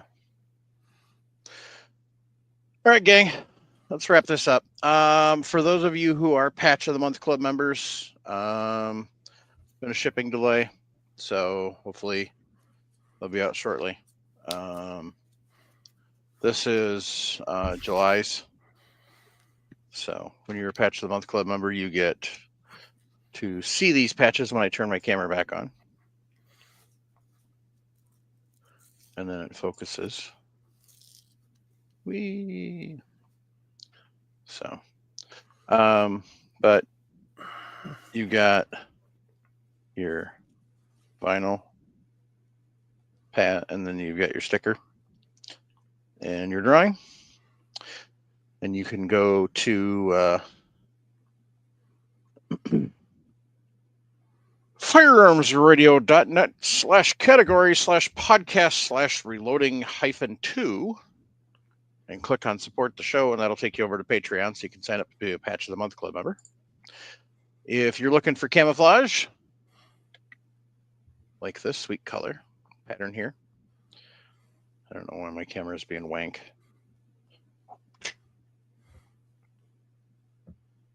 Anyway, this is Camerado, CAMORADO, Camerado.com. Sean Heron created his own camo pattern, and he's just run wild with it. Got in a lot of different options, and it actually does work in the field. So the main reason he created it is because he hunts in Colorado, and there wasn't anything really that was practical for where he was that would work well. So use coupon code RELOAD, save some cash. And while you're at our Facebook or our homepage, which is firearmsradio.net/category/podcasts/reloading-2, you can click on the green Buy Our Stuff button, and it'll take you over to Southern Gals Crafts, where you can get t-shirts and sweatshirts and these cool cooler tumblers. This one has extruded powder as a backdrop. There's also a brass one, and then there is the American flag one, which is by far and away the best. So appreciate everybody for tuning in. Shout out to Chris Sharp for doing all the editing. So he's been doing a Herculean effort trying to get us caught back up again so we can stay caught up. But anyway, that kind of about wraps it up here. You guys got any shout outs? No. Just got to thank Ken for taking me out Saturday. That's all. Yeah, big shout out to Ken. Yeah. So just everybody traveling to Goals this week. yeah, safe travels for there and back. So I know it's gonna be a good one. From everything I've been seeing, it's gonna be massive. They're getting bigger and bigger. Mm-hmm. So Gotta go to that someday. They're moving it. It's not in Knoxville next year, so I'm interested to see where it's at. They have not announced yet. Okay. Be nice if Well- it was Central Midwest. Yeah. Or Central United States somewhere. Yeah, that'd be nice. I don't need necessarily Midwest, but if it's like Central somewhere, like somewhere in Arkansas, I'd go to that. Yeah. So So, all right, gang. On that note, keep your brand shiny. jump on the Millsip short bus. Teach them shoot and reload when they're young. You're muted, Paul. It works so much better when you're not muted, Paul. I don't know. Okay. I think you need to use violence on your mute button. Yeah, really. Grandpa said, "Don't listen to your mama. Violence does solve problems."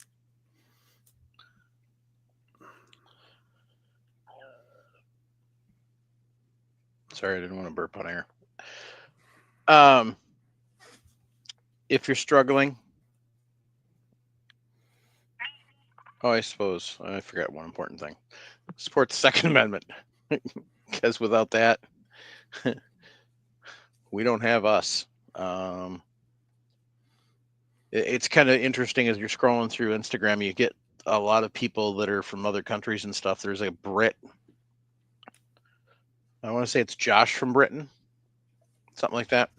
But he's rather interesting to follow because he talks about all the differences and stuff, and he talks about the Second Amendment. And a lot of people you will find from other countries when they come over here, and all of a sudden, they find out the Second Amendment is really important, because you have to remember, and this goes for everybody.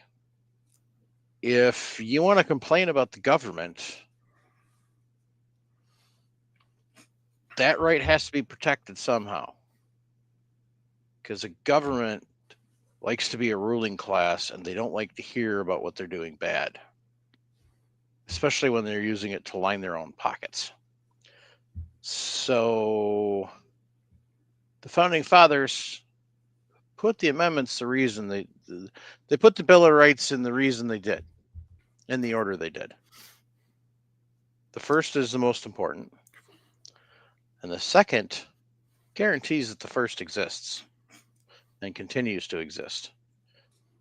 So, and we've had, I think, all three of the last elected presidents have all come out and said certain things about how we shouldn't be talking about certain topics and subjects. And that's what the First Amendment's about.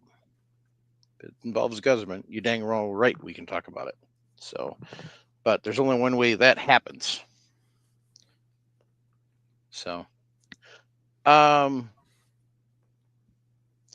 make sure that you're holding your Congress critters' feet to the fire. Make sure that you're paying attention to what they're voting for and what they're talking about voting for. Most of them have a newsletter of some sort. Most of them also you can get a hold of through the DC switchboard, which is an easy number to find. Different things like that. Make sure you're supporting your local, state, and national organizations. Make sure you're throwing money at the the organizations that have filed lawsuits to get the NFA overturned. Yes, we didn't get what we wanted with the big, beautiful bill. Okay, we didn't, but we might have gotten something better, because in 1937, the Supreme Court decided that the NFA could stand because it was a tax. They were collecting a tax, and that's how it was legal. As of January 1st, suppressors, short-barreled rifles, and short-barreled shotguns will no longer be taxed.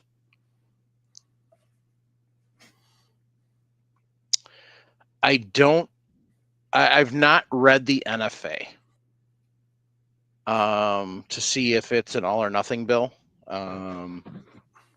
My understanding of the Gun Control Act of '68 is that is an all or nothing bill. The way that was written, they screwed up, and that's an all or nothing bill. But I don't know about the NFA if they can just literally make that null and void on just those 3 items or not, or if it would, take everything. So, but pay attention to who's running for your races, for your local and your state, because the gun banners aren't doing national challenges anymore. They're doing it at state levels, and they're doing it in defiance of Bruin, because they know it costs a crap ton of money to haul these things into court, and they don't care if it's getting hauled into court, because guess who's paying for it on both ends? We are, because the government is funded by the taxpayer, and so the government's spending money to support their illegal bill, and then we have to pay money to take them into court. So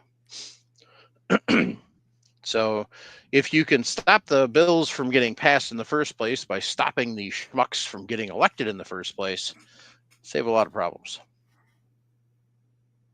So at any rate, more importantly, if you're struggling, 988 or 1-800-273-8255. Reach out, get some help. It's not a sign of weakness, it's a sign of strength. I guarantee you there's at least one person on this earth that wants you here. So do not believe the lies that nobody wants you around, because it's bullshit. There's always at least one person, and there's usually a lot more than you realize. And I guarantee you those people would rather talk to you at 2 a.m. than talk to your gravesite. So, all right, gang.